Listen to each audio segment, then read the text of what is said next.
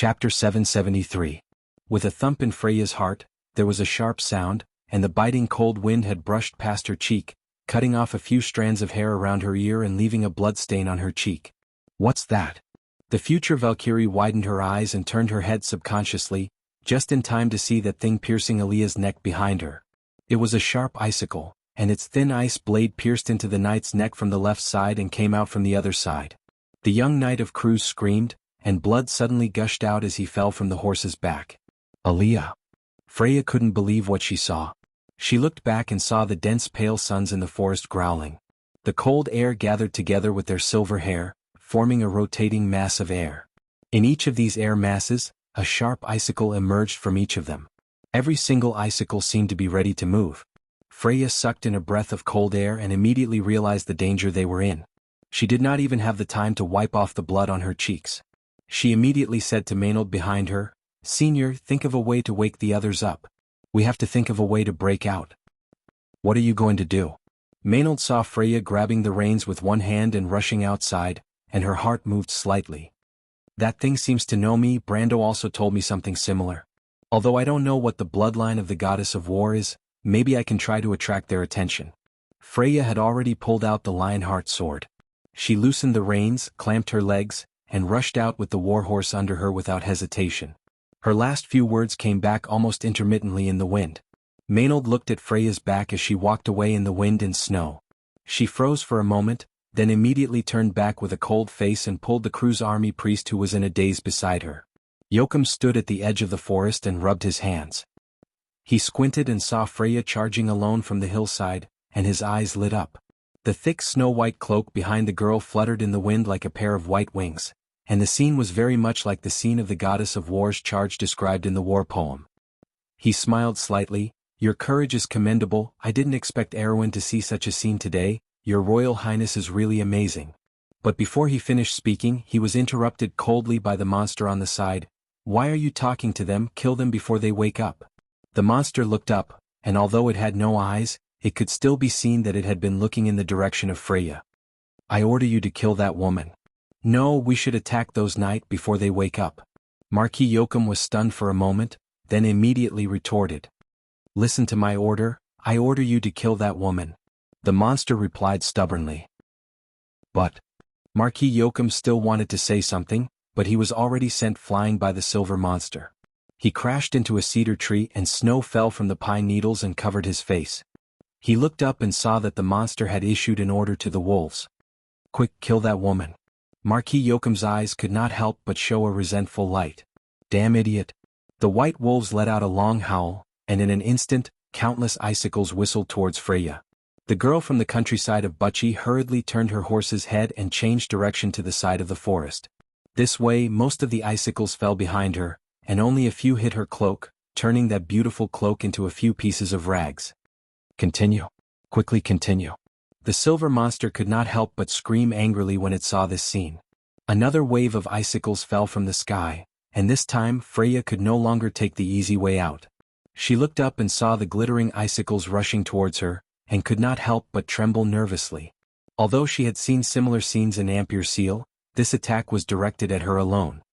So this is how Brando felt when he was fighting alone. Freya could not help but think of this in her heart. This flash of thought calmed her down at the last moment. She gritted her teeth and swung the Lionheart sword in her hand forward with all her might.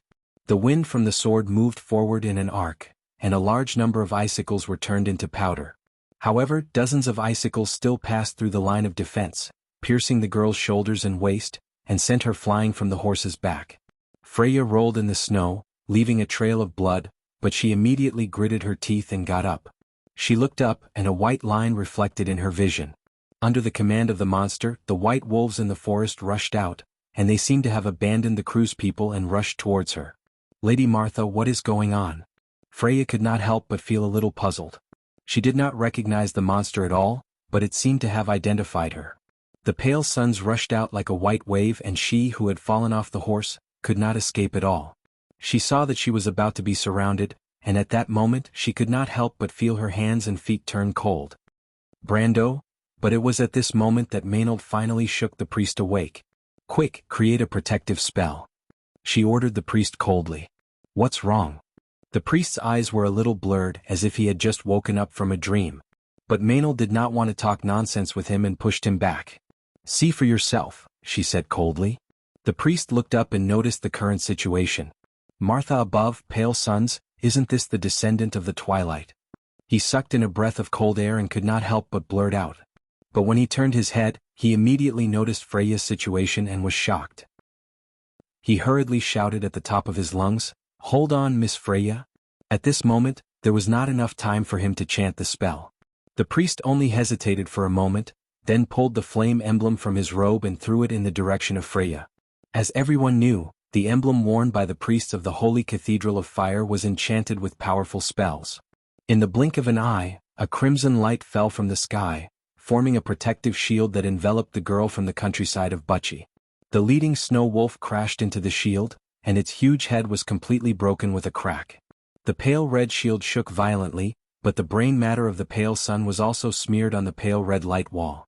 Freya was startled, but then she breathed a sigh of relief. She turned her head and gave the priest a grateful look. At this time, Maynard woke the others up one by one.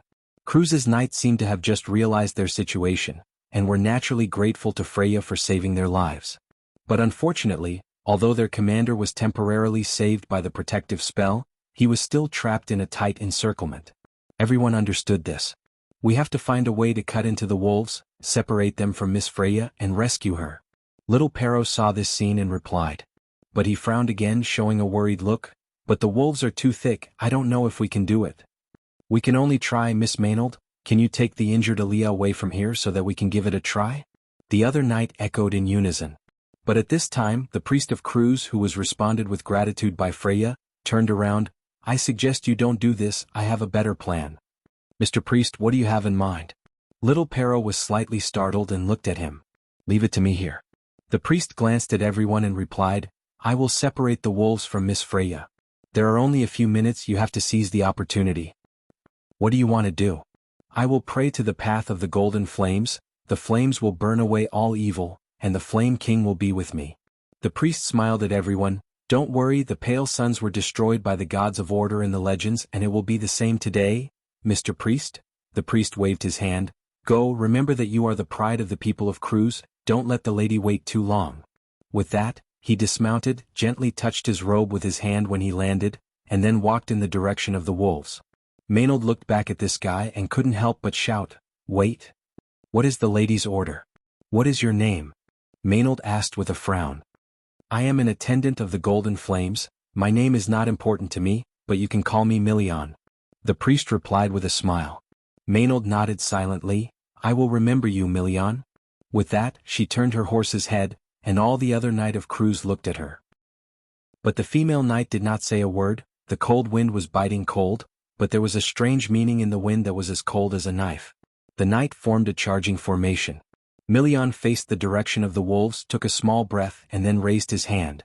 A golden flame separated the gloomy clouds above the sky, fell from the sky, and swallowed his body in the blink of an eye.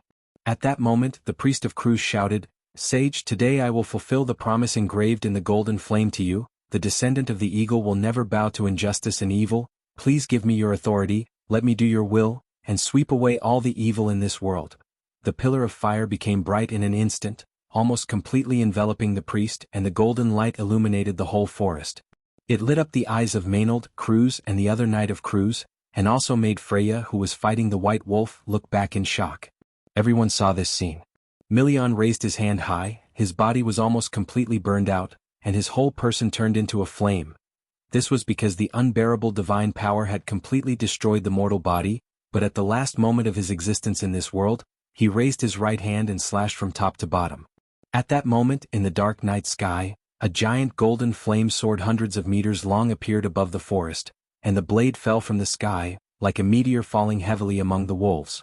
The moment the blade landed, a bright explosion engulfed countless white wolves in an instant, and the brilliant sparks were Milian's judgment on the ground under the pretense of the authority of the golden flame. The flames burned fiercely and the wolf pack had been divided into two. Maynard turned her head, the golden flame still illuminated her cheeks, but the female knight said nothing, just loosened the reins. "Little Pero, take Aaliyah and leave. The rest of you follow me." To be continued. If you like this work, you are welcome to come to Chidian. Come to vote for me. Your support is my biggest motivation. Chapter 774. Golden flames exploded in the sky and spread in all directions of the gloomy sky like a ring. The wind rolled up the snowflakes. Such bad weather was just like the end of the world predicted by the Myrnas, but the dazzling flash still lit up the sky for dozens of miles, and under the layers of clouds, it was a vast expanse of white. My lord. Medisha turned her head from that direction, and the light reflected on her cheeks, making her cheeks pale. Let's split up. This is the high-level magic of the Holy Cathedral of Fire. It seems that Freya is in trouble. Brando also looked up at her and replied. Veronica nodded in agreement. Let Brun take everyone else over. On our side you stay behind. Teacher stay behind. I still have my 3 attendants, Scarlet plus Alaz and Sheeta. These highest combat powers are enough to deal with that old fox Arek. As for Prince Leneret, he's with us. Veronica glanced at him and answered first. Brando understood, no matter how bold Cruz's people were, they would not let their future crown prince take unnecessary risks. However, Freya must be in trouble, this was obvious, but the Valkyrie had to go her own way after all. He couldn't always protect her, that would eventually hurt her.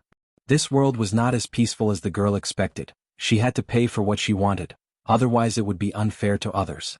Brando lowered his eyelids gently, not to mention Maynard was also by her side. There shouldn't be any problems, he could only think so.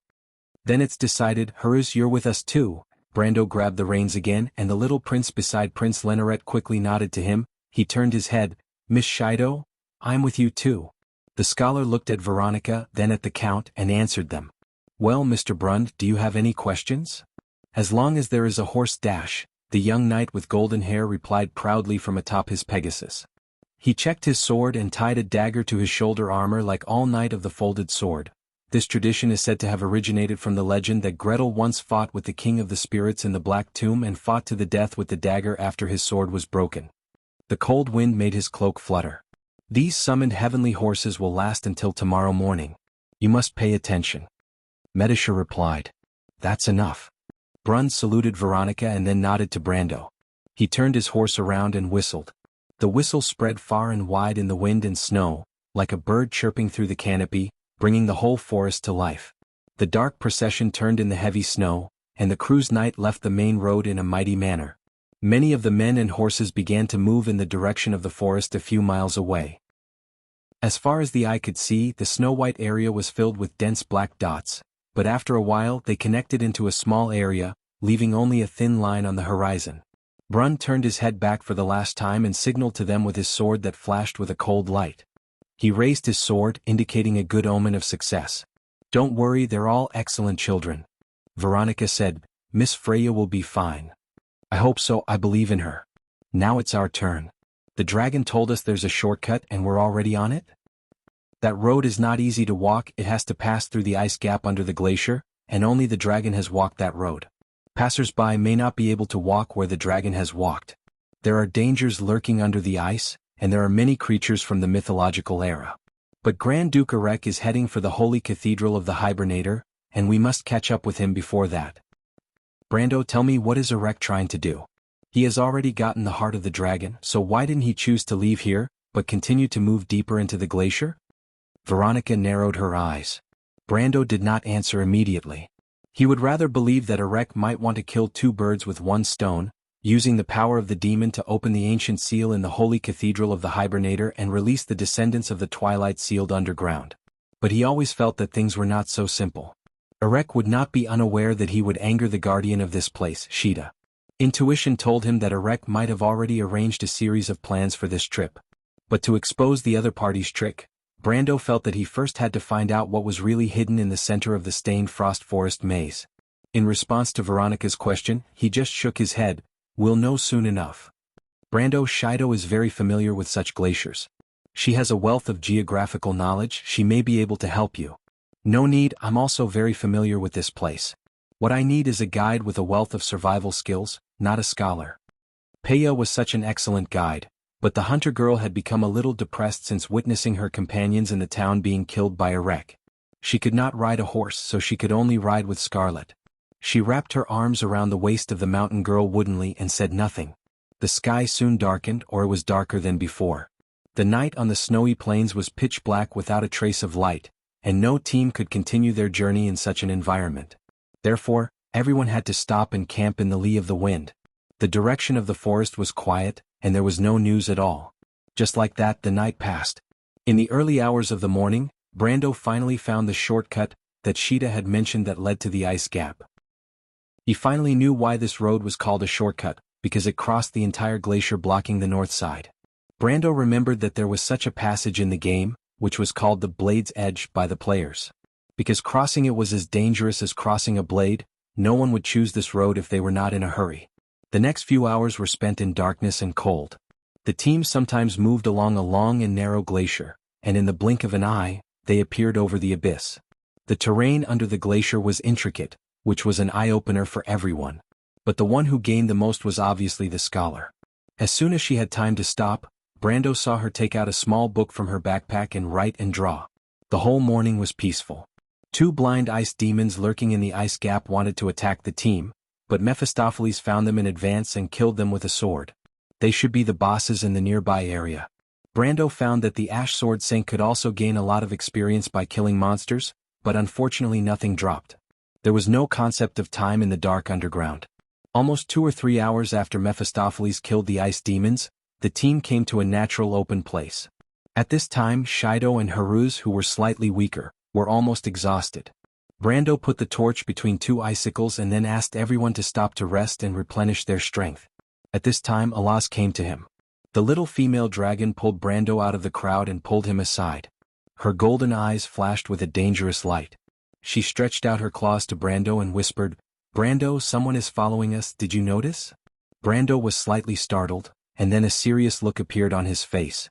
"I vaguely felt it, I thought it was an illusion." "Why, can you feel it?" Brando was not lying. Because of some experience in the game, he trusted his intuition very much, which was why he asked the team to stop. These glaciers and the cracks below were caused by the war tens of thousands of years ago. No one knew what would be under the ice. According to the strength calculation in the game, it was not impossible for a boss above level 60 to appear. In terms of combat power, it was equivalent to the existence of the Peak of the Law. Even though Brendel's teacher had 1 foot in the ultimate realm, but fighting in this kind of environment, strength sometimes did not mean anything. Brendel did not forget how Andesha failed miserably in such an easy task. "Huh. You can actually detect it?" "I asked your Ash Sword Saint teacher, he didn't seem to feel it at all." "How did you feel it?" Alaz was a little curious. "It's just my intuition, it has nothing to do with strength." But Brando frowned. He faintly felt that it might have something to do with dark perception. Unfortunately, he still could not wear the Gemini ring, otherwise he would be able to sense the lurker more clearly. Your intuition is quite strange. To be honest, I just have some intuition that something is following us." "Didn't you notice that there are too few monsters under the glacier, much fewer than the number of monsters we encountered in Sheeta's lair?" "You judged based on this?" Brando took a closer look at the little female dragon, somewhat surprised by her attentiveness. "More or less. What about Sheeta?" "He's the local snake here, and it's said that he's passed through this ice gap several times." "What did he say? What's down here?" "He said he didn't know." "Do you think he doesn't know? You mean he's lying to me?" Alaz was a little annoyed. "He wouldn't dare lie to me." "But have you ever thought about who asked it to guard here?" "He never said the other party's name." "Alaz, Sheeta just looks like an idiot on the surface." The little female dragon stopped talking. She looked surprised, which then turned into anger. "Damn it, he dares to lie to me, I'll go find him." "Wait, don't go." Brando grabbed her arm and tried to pull the little female dragon back, but he did not expect Alaz to be so strong that she almost sent him flying. Brando managed to steady himself and shouted, "Alaz, wait a minute, I don't think Sheeta lied to you dash." "What do you mean, Brando? Why do I not understand what you're saying more and more?" Alaz turned back and replied in a huff. "I mean Sheeta may not know the other party's name himself." "Impossible," Alaz immediately retorted. "You said it yourself, Sheeta is not really an idiot. I know him very well. He may be a little stupid sometimes, but he is a smart guy." "I mean, do you know those existences?" Brando lowered his voice and replied, "The Guardians." "Ah." Alaz was suddenly speechless. She stared at Brando dumbfounded. "How do you know all this?" "No, wait. Author's note, kakaka kakaka wanah. Someone come and kill me, it's so annoying. If you like this work, you are welcome to come to Chidian.com to vote for me. Your support is my biggest motivation. Chapter 775. The crisscrossing ice crevices were deep and winding, like the blood vessels of a giant beast intricately distributed under the glacier, but there was no blood pulsing inside, only darkness and silence. Water droplets dripped down from the several-foot-long icicles, occasionally making a tinkling sound, breaking the silence and solitude. Suddenly, the sound of footsteps broke into the dreamlike silence. The footsteps seemed to be being chased but also seemed to be chasing something. It passed through one ice cave after another, and then a young man came into view. The young man's skin was dark and his clothes were tattered from head to toe. There were even bloodstains on them, but under his long messy hair was a pair of eyes that emitted a dazzling brilliance. Yeruta panted heavily. Since entering the stained frost forest, the sword wounds on his body had not healed, the high fever continued, and the surrounding scenery was sometimes clear and sometimes blurry to him. When his condition worsened, the ice-blue pillar even produced double images in his eyes, but in the dark, he could always see the figure that was sometimes far and sometimes close. It seemed to be a person, but there was always only a back view. For 2 weeks, it had been floating and always walking in front of him. It was as if there was a kind of magic urging him to cross the forest and the glacier, always following behind it all the way here. But Yeruta already had a splitting headache and his mind was groggy. He could not remember much, but he at least remembered his father, his sister, and the hunter who died outside the stained frost forest that day. When he was curled up under the carriage, feeling the wound on his chest and abdomen bleeding, his body getting weaker and weaker, light as a feather, as if he was about to lose all consciousness. A voice entered his mind, and he only remembered that it was a neutral, emotionless voice. "Do you want to live, mortal? Stand up if you want to live. Save me, save me." Yeruta remembered groaning in a daze, but he did not get an answer. He coughed hard. "You want to save me? I can't save you, but someone can." Yeruta opened his mouth wide, feeling that he could barely breathe, let alone speak. But soon after, a cold aura spread out from his chest, allowing him to regain some of his consciousness. "You must come to me, you can only save yourself if you obey my orders. During this period I will temporarily protect you, but you don't have much time." Yeruta's body was injected with a trace of power. He barely opened his eyes and saw a huge, pale blue phantom standing in front of him. It was like a ghost, but he did not have the strength to look up at the other party's face. He could only see the loose robe. "Why did you save me? Where are the others? You and your sister might be related to the 12th legacy. But that's not the point. You need my help and I need yours." "Sister?" Yeruta heard this word and became excited. "Sister is still alive? She won't die. Someone will save her. What about me? Can I still see her?" "Don't worry, you will eventually reunite with your sister as long as you listen to my orders." "But who are you?" "I'm Crystal. You mortals like to call me that, but I prefer my original name, Lucas. However, what you saw was not me but a message. It's hard for me to explain it to you, but you just need to understand that you need my help and I need yours." "You need my help?" "Yes, I need you to come to my side." "Side, aren't you right in front of me?" The blue figure did not answer but looked down at him and then slowly turned around. Yeruta felt that his body seemed to be recovering faster, and there was always a voice in his heart calling to him. Somehow he followed in a daze. They walked into the forest one after the other as if no one noticed them. He passed by the Black Knight under a wreck who was unaware. Then they passed through the forest, through the valley, through the snowfield and the glacier, without encountering a single monster. Every night after that, the blue figure would reappear, walking unhurriedly in front of him, the distance erratic. Day after day, Yeruta forgot his surroundings, even forgot hunger and cold and forgot time. But gradually the other party walked faster and faster, leaving him less and less time. "Yeruta, you have to accelerate faster. You don't have much time left." The teenager also gradually realized.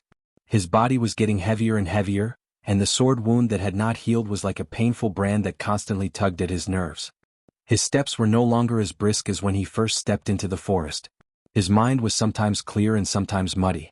Most of the time, Yeruta could only maintain a limited amount of calmness. His vision was getting narrower and narrower in front of him, and the surrounding scenery was getting darker and darker. Finally, there was a moment.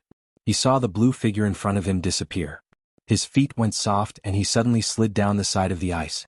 There was a series of sounds of broken ice rolling down in the darkness, and then it quickly returned to silence. Wake up, there's not much time left for you." "Wake up, Dash, I need your help."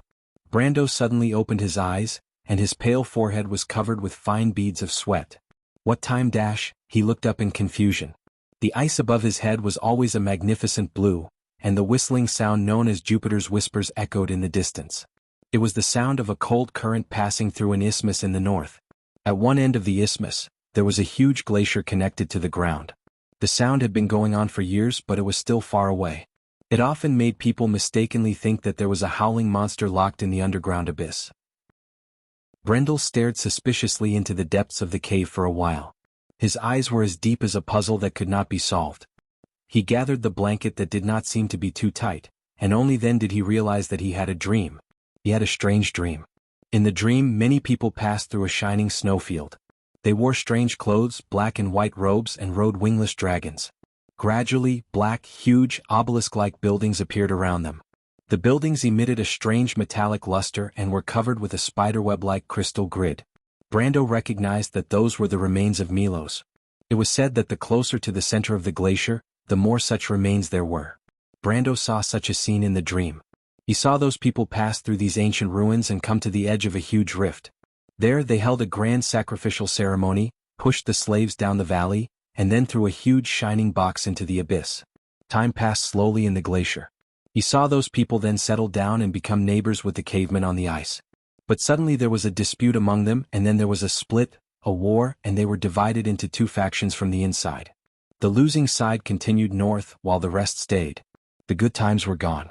Many old people froze to death on the glacier. The young people tried to leave the glacier for the forest, but they fell one by one on the migration path. Only a few people were left. The person he dreamed of watched on the glacier day after day, watching his people fall one by one.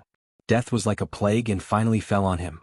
Brando vaguely remembered the last sunrise he saw in the dream. The sun rose from the west, red and huge, and the world became blood-red, as if it was a sign of something. Brando looked away. The cave was quiet and everyone was asleep. There was a bright light in the far end of Brando's vision. It was a bonfire. It should be the latter half of the night, so the ones keeping watch at the bonfire were Medisha and the Shire. He could even occasionally hear the low voices of conversation coming from there. But Brando did not intend to get up. He leaned quietly in the darkness alone. He did not understand the meaning of his strange dream. When he completely calmed down, he had realized that the scene he saw in the dream might be what the Myrna people saw with their own eyes. And those people he saw were probably the Myrna people who crossed the glacier. The Myrna people were driven away by Gretel at the end of the War of the Holy Saints. The time was about chaos. 1024, which was before the year of the Golden Hoof, and earlier than the Age of Runes and Swords. Not long after that, the last great demonic wave happened. According to the records in the scriptures, the population of the whole continent was reduced by almost 1/3 in that disaster. That was the worst disaster Wand had experienced after the War of the Holy Saints. He suddenly remembered the red and huge sun he saw in his dream, and remembered a passage in the Black Prophecy. Blood fell from the sky and the disaster stopped from the west to the east. Wasn't that the description of the last great demonic wave? But why would he suddenly dream of a scene that happened 1,000 years ago? Brando himself did not understand. He only felt that it was indescribably strange. He also remembered the box that looked like a golden ark that the Myrna people threw into the abyss in his dream. He faintly felt that his dream might have something to do with the box. But as for what was in the box, he knew nothing. There were no records of it in history. Brando sighed softly. The feeling of being spied on rose in his heart again. He subconsciously turned his head. The surroundings were silent. The ice cave was like the body of a sleeping beast.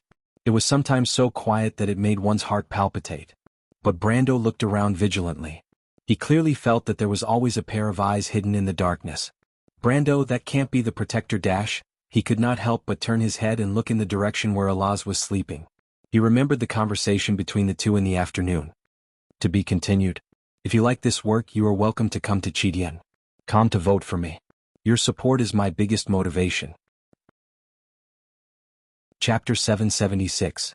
Since the Battle of Babel Fortress, the legend of the Guardians had spread. Legend had it that the Guardians had always been in a secret place that no one knew of, guarding the knowledge of the gods from the ancient times. They were a special group of golden people, created by the Dragon of Fury, Alphonse. But when the dispute restarted, they would return to the earth. But in fact, there is no such thing.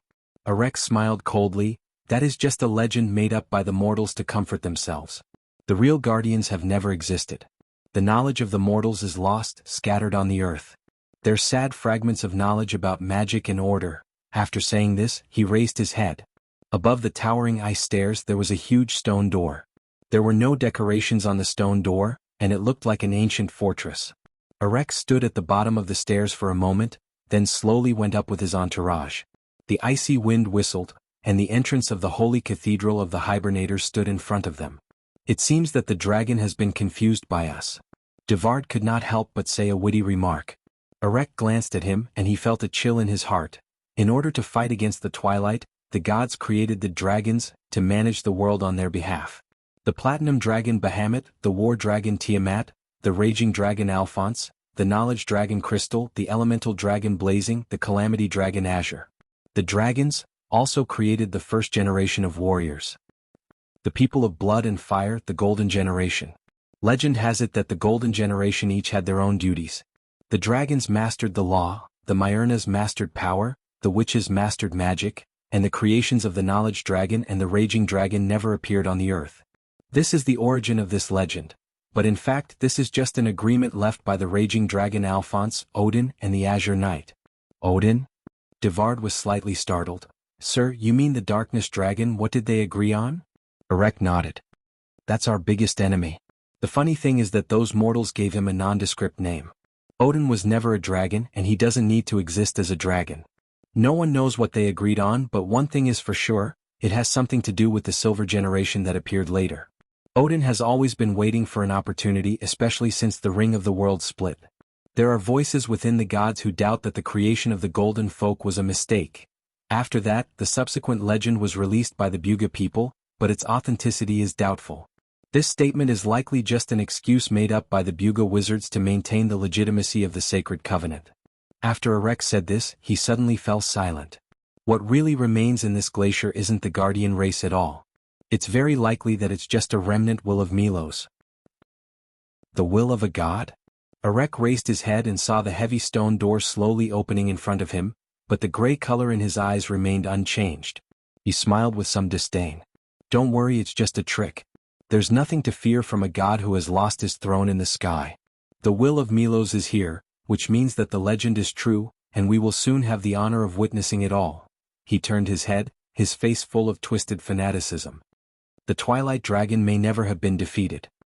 Brando suddenly heard a rustling sound coming from the darkness. The sound came from far to near, like something crawling on the ground. He became alert, grabbed the hilt of the Howran Gaia beside him, and narrowed his eyes to look in that direction in the darkness. After only a short while he saw the outline of a person over there. Brando was slightly startled because he saw the huntress. What is she doing at this time? A thought flashed through his mind, wondering if this girl was a spy left behind by Erek, but then he shook his head. There seemed to be no point for Erek to leave this spy behind. Just as he was in a daze, Peya had come to his side. The huntress didn't seem to realize that Brando had woken up. She quietly came to the Count's side and exhaled softly as if she was nervous, and then dared to look at Brando cautiously. But it was this glance that made her freeze there. She saw Brando's bright eyes in the darkness, looking at her in confusion. Ah! Peya almost shivered in fright and froze in place for a moment. Peya? What are you doing? Brando asked calmly. He had reason to be calm because the huntress posed no threat to him. The huntress had a complicated look in her eyes. She bit her lower lip, and it was difficult to see her face in the darkness, but there was a wild and determined look in her dark eyes. She suddenly lowered her head and looked at Brando with her dark eyes, and then moved closer to Brando with some fear. Her whole body snuggled down and she gently rested her head on his neck. Brando was stunned for a moment. He felt Peya's body trembling slightly in his arms and his heart pounding. But he didn't understand what she meant by this action. What are you doing, Peya? Brando was completely shocked by the huntress's actions and completely lost his previous calmness. He hurriedly pressed her shoulders and pushed her away a little, staring carefully into her eyes. He thought that the huntress was possessed. After all, there were often some ghosts in the dark underground that could control people's hearts. But the huntress's eyes were very clear, and there was just a hint of embarrassment and shyness in her eyes as she looked at him. Brando suddenly understood something. He put her back a little and then sat up. Peya, do you want to beg me to save your brother? The huntress grabbed her collar with one hand, and the eyelashes of her sincere eyes under her thick black hair drooped down. She trembled slightly and said hoarsely, "My lord, I dreamed of Yaruta." "A nightmare?" Peya nodded in fear. "I dreamed that he was unconscious in an ice cave with a lot of corpses around him." She looked up, her eyes full of fear. Brando breathed a sigh of relief and comforted her. "It was just a dream, Peya. Erek didn't kill your brother, you saw it."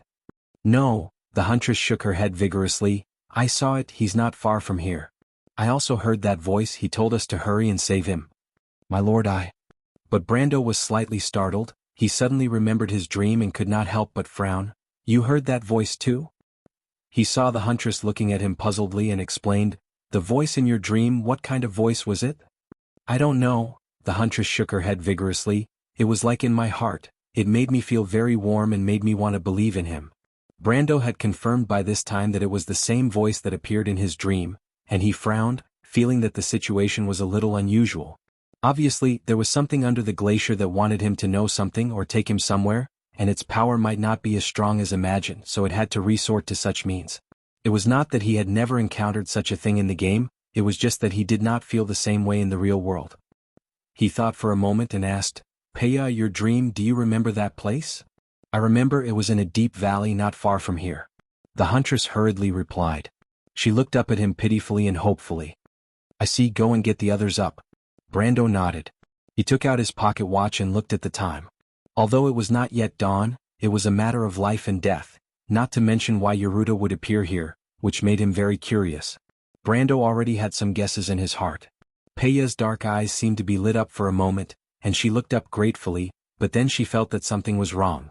The huntress lowered her head humbly again and knelt in front of Brando, holding Brando's right hand in both hands and kissing his fingers. This kiss had nothing to do with the feelings between a man and a woman, but the servant's humble gratitude to the master. The huntress looked up at him cautiously and asked, "Sir Knight, is your manor still short of a hunter?" My father was once the most outstanding hunter in this area, and I learned from my father to be a good hunter since I was a child, and I believe that I am not inferior to even the most seasoned hunters, Peya." Brando was a little embarrassed. "I didn't help you because of that." No. I will definitely satisfy you as long as you say the word. Peya is willing to do anything for you." The huntress knelt down before him and pleaded in a low voice. It had to be said that the huntress had the capital to say such words. Except for her rough skin and dirty long black hair, her beauty was not inferior to any woman Brando had seen in any region. What's more, Peya had a wild beauty, which seemed to be hidden in her powerful figure, ready to burst out with her movements at any time, full of tension. For such a stubborn woman to say such pleading words, Brando saw the huntress kneeling beside him, and although he felt very awkward, it was not impossible to say that he was not moved at all. He took a deep breath and managed to calm himself down. He shook his head and said, "Peya, you are our guide. I said that I would save your brother if I had the chance. This is my promise. Don't let me make a mistake, okay?" The huntress was slightly startled. She stepped back a little in confusion, but looked at Brando in a daze, as if she did not understand why Brando would say that. It was difficult for Brando to explain to her how he was different from other nobles, so he could only smile at her awkwardly. This smile was different from the one Peya had seen on any other nobles. It was either contemptuous or greedy and was unsettling. "Go," Brando replied. The scene before was a little too explosive and he was a normal man. He suddenly felt a little envious of those damned nobles. This envy turned into a kind of resentment and in the end, it turned into a commanding tone. "Hurry up and wake everyone up. Tell everyone to get ready to depart. Your brother is still unconscious. Have you forgotten?" "Thank you, Lord Knight." Brando watched Peya retreat and breathed a sigh of relief. But he still had another problem to solve. He turned his head and said to the darkness, "Have you seen enough, Miss Shido? If you are well rested we will be ready to set off." He had thought that this sentence would scare off the scholar who had been quietly peeping, but he did not expect Shido to be much more generous than he had imagined. She smiled politely at him from over there. "Mr. Brando, they say that you are the model of the ancient nobles, but in terms of romance, you are far from it. In the face of a noble and beautiful lady who is willing to sacrifice herself, you have chosen to refuse. How disappointing." Brando almost spat out the water in his mouth. But the poet added, "But I admire it very much, Count. You have shown me a noble character, and its name is refusing to take advantage of others." The scholar smiled and nodded to Brando before retreating into her tent. To be continued. If you like this work, you are welcome to come to Jianghu to vote for me. Your support is my biggest motivation. Chapter 777. Just as Brando and his party began to move on the other side, Freya was struggling to move forward in the silver-gray forest. They had been with Brun's men for a day and a half, but this did not change their situation at all. There were more and more pale suns in the forest, and in order to deal with these terrible beasts, they had to flee northwest along the forest. In the early hours of the morning, they hastily ate some hard-to-swallow dry food, and the scout cavalry found traces of white wolves on the outskirts of the forest, and the team had to set off again. Marquis Yoakum and the monster seemed to have great interest in them, and had been chasing after them. But the most terrible thing was still the monster. Freya checked Aaliyah and another knight on the stretcher, who were feverish, and the wound on Aaliyah's neck had begun to turn black. The icicles fired by the white wolves seemed to carry some kind of curse that could slow down the healing time of the wound and accelerate the decay. Freya herself had many such wounds and she was well aware of it, but she did not show the constant pain on her face. The other knight, on the other hand, seemed to be completely dehydrated. He had just blocked the silver monster, and it was as if all his flesh and blood had been sucked out of his body. Freya saw with her own eyes that the humanoid silver monster was besieged by 7 or 8 gold-ranked cruise knights. It was wounded all over, but it suddenly pounced on one of them, and after draining the man's flesh and blood, the wounds all over its body healed as if nothing had happened. She had never heard of such a terrible ability, not even vampires. At that time, almost all the knights in that battle were left there, and only the one in front of her managed to escape. Later, in order to block the monster, the whole team left behind more than a dozen knights, and even the female knight named Rogi died in that battle. She could not help but glance at little Pero, and she only later learned that the female knight was his fiancée. The wind has stopped. Little Pero's face was almost expressionless, but he looked at the canopy that gradually stopped shaking and said this. This was almost the only good news in the past few hours.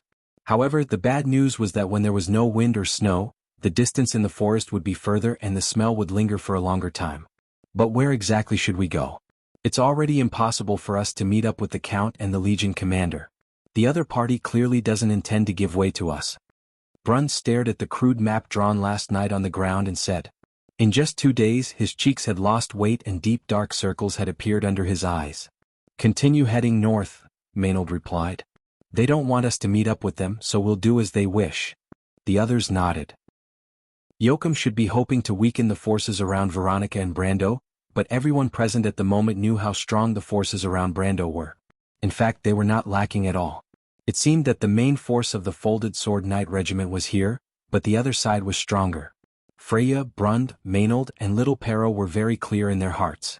Brando asked Brun to lead all the Folded Sword Knight Regiment away, not necessarily to numb the other party. In that case it seemed that they could beat them at their own game. Marquis Yoakum is fine, but that monster seems to have gone crazy. I don't know what it's trying to do. Brund glanced at Aaliyah, who was lying on the stretcher, and could not help but say with some annoyance.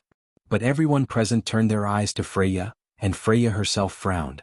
Brund did not know, but the people who were with her first knew in their hearts that the silver monster was obviously coming for their commander. It was just that no one knew what the so-called bloodline of the goddess of war was. Senior Maynard, do you know something? Freya turned her head and whispered to the female knight beside her. Maynard shook her head. I've never heard of the legend of the goddess of war, but I only know that this bloodline does seem to have something to do with you. Brando should have mentioned it to you, but like him, I don't know why that monster knows all this. I don't know what it has to do with you. This was not the first time Maynard had answered like this, and Freya could not help but sigh anxiously. She opened her backpack and glanced at the slate lying quietly inside. Brando once said that this slate would answer her questions, but so far she had found nothing. Maynard saw that Freya was lost in thought, and she turned to the others and said, It's almost dawn, and since the movements of those white beasts have been found on the periphery, it means that they will soon appear in this area. We'll continue to circle northwest along the forest and buy time for our lord and your lord commander. Does anyone have any other opinions? The others did not speak. In the previous 2 days of battle, Maynard had shown extraordinary command, and although it was not enough to make these proud young people admire her, she had at least won their recognition. I have a question. Only little Pero thought for a moment and replied, What if the silver monster comes after us again? This question made the atmosphere in the camp drop to freezing point. Everyone still remembered the battle last night with lingering fear. Nearly 1/5 of the knights of the Folded Sword Knight Regiment had died, just to block that terrible monster. Maynard also seemed a little hesitant. Sometimes plans were very pale in the face of absolute strength. The silver monster was at least above the elemental activation level, and it was not something that they, as gold ranks, could stop. Let's take it one step at a time. She could only answer so. But it was at this moment that there was a sudden commotion outside the camp. Stag! Stag! Everyone was screaming. What's going on? The young knight present stood up at the same time, with one hand on his sword, and looked out. They saw Freya stand up as if she had been electrocuted. The future Valkyrie looked up and saw a blue stag standing proudly in the forest not far from the camp.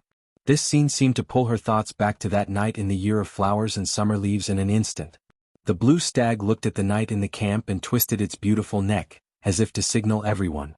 It turned around and then slowly walked into the forest. Quick, follow it. Freya seemed to wake up from a dream and hurriedly said to everyone. Wait. Little Pero looked at the forest and frowned. Sir Commander, that's the holy cathedral of the Hibernator. The heavy stone door slowly opened, revealing a dark and deep space behind it.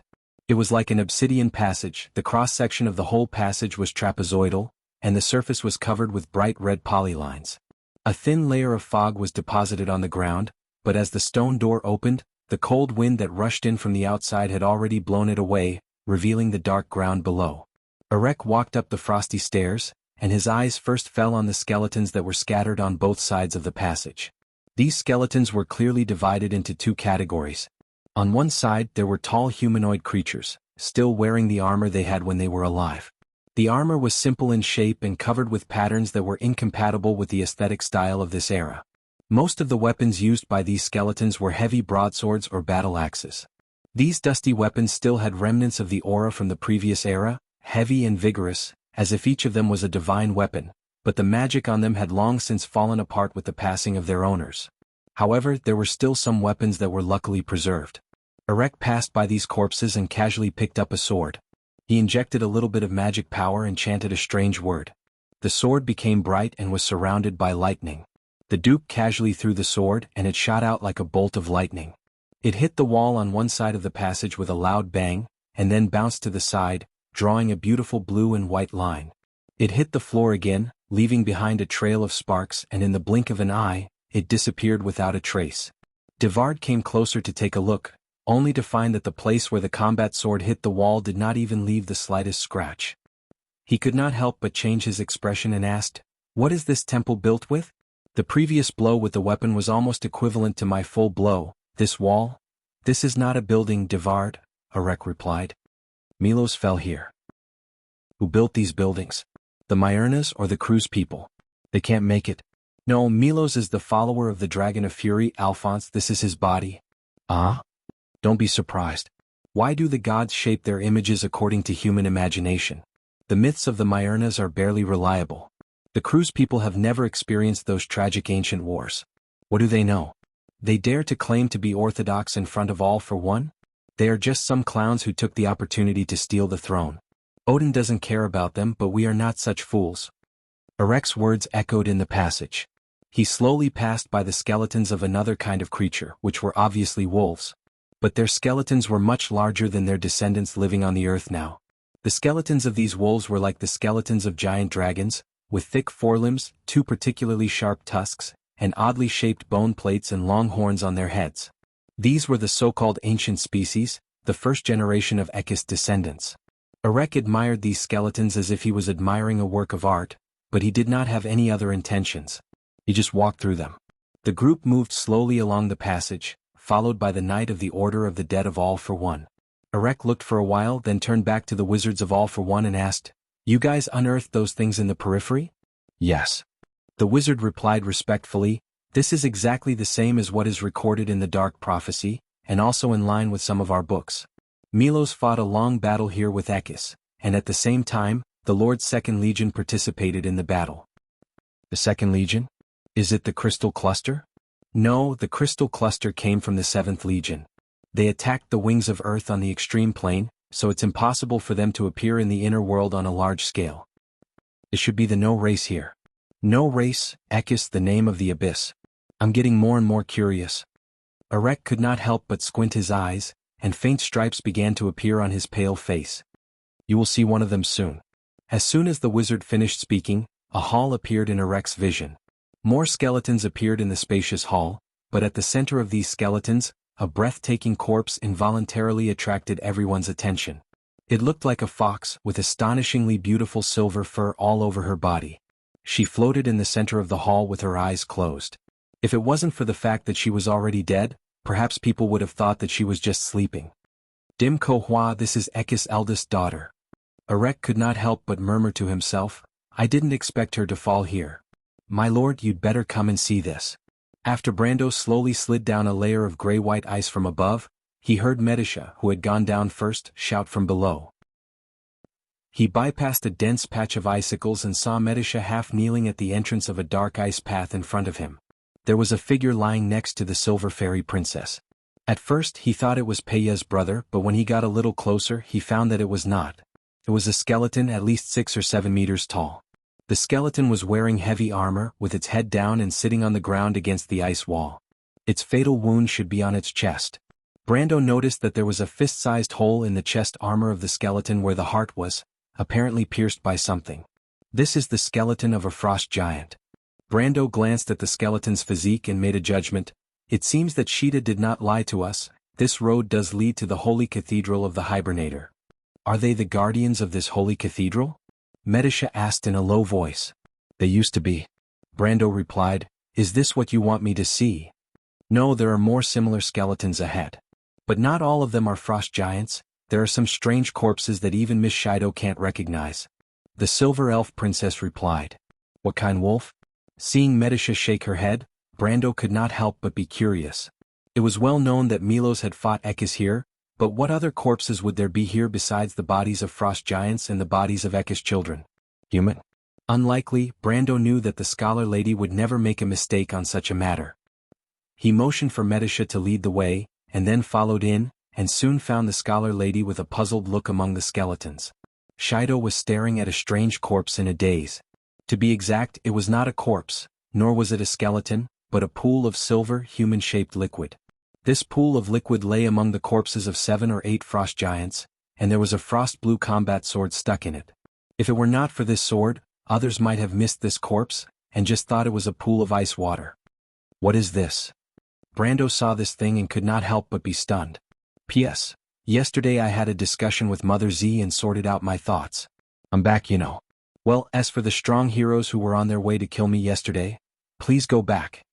To be continued. If you like this work, you are welcome to come to Chidian. Come to vote for me. Your support is my greatest motivation. Chapter 778. The silver liquid looked like mercury in Brendel's eyes, but judging from the distribution of the frost giant's corpses and the sword that was stuck in it, he was almost certain that it was the corpse of some kind of creature, or perhaps a monster. Some kind of metal-type subspecies of sludge monster? No, the body of a sludge monster obviously can't be preserved for tens of thousands of years or even longer. Besides, I've never heard of a sludge monster among the dusk monsters. Brando shook his head subconsciously. In his long experience in the game, he had seen most of the monsters in Wond, including their state before and after death. Beasts and humanoid monsters generally left behind corpses after death, elementals would fall apart and return to their origin, and demons would be expelled back to their original plane before death. Only freshly dead sludge monsters or water-type elementals, including their ice-type subspecies, would turn into a pool of water after death. But obviously the situation in front of him did not make sense. Brando slid down the ice wall and came to Medisha's side. He squatted down next to the pool of silver liquid and reached out his index finger to touch it.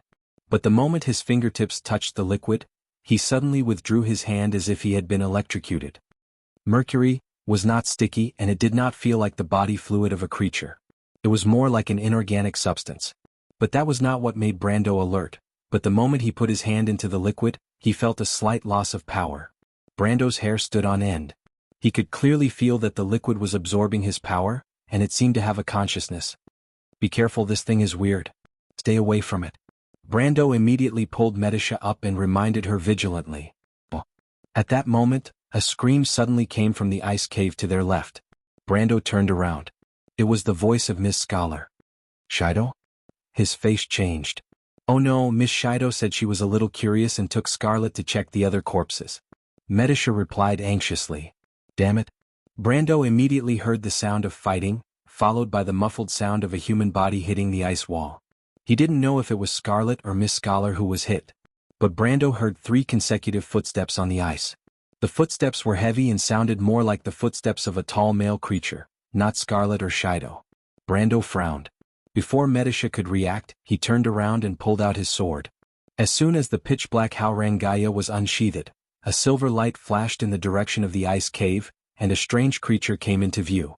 If Freya was here, she would have cried out in surprise, because the humanoid monster that appeared in front of Brando and Medisha was streamlined, silver-white, and oval-shaped with no eyes, nostrils, or ears on its oval head. There was only a big cracked mouth that seemed to be laughing silently all the time. The monster stopped at the entrance of the cave looking a little surprised. It probably didn't expect that there would be other people in this direction, but it suddenly opened its mouth and waved its right hand forward. Like flowing liquid metal, it stretched out 5 or 6 meters, forming a silver blade that slashed towards Brando and Medisha. The silver blade was like a flashing belt of light, and in the blink of an eye, it was in front of Medisha.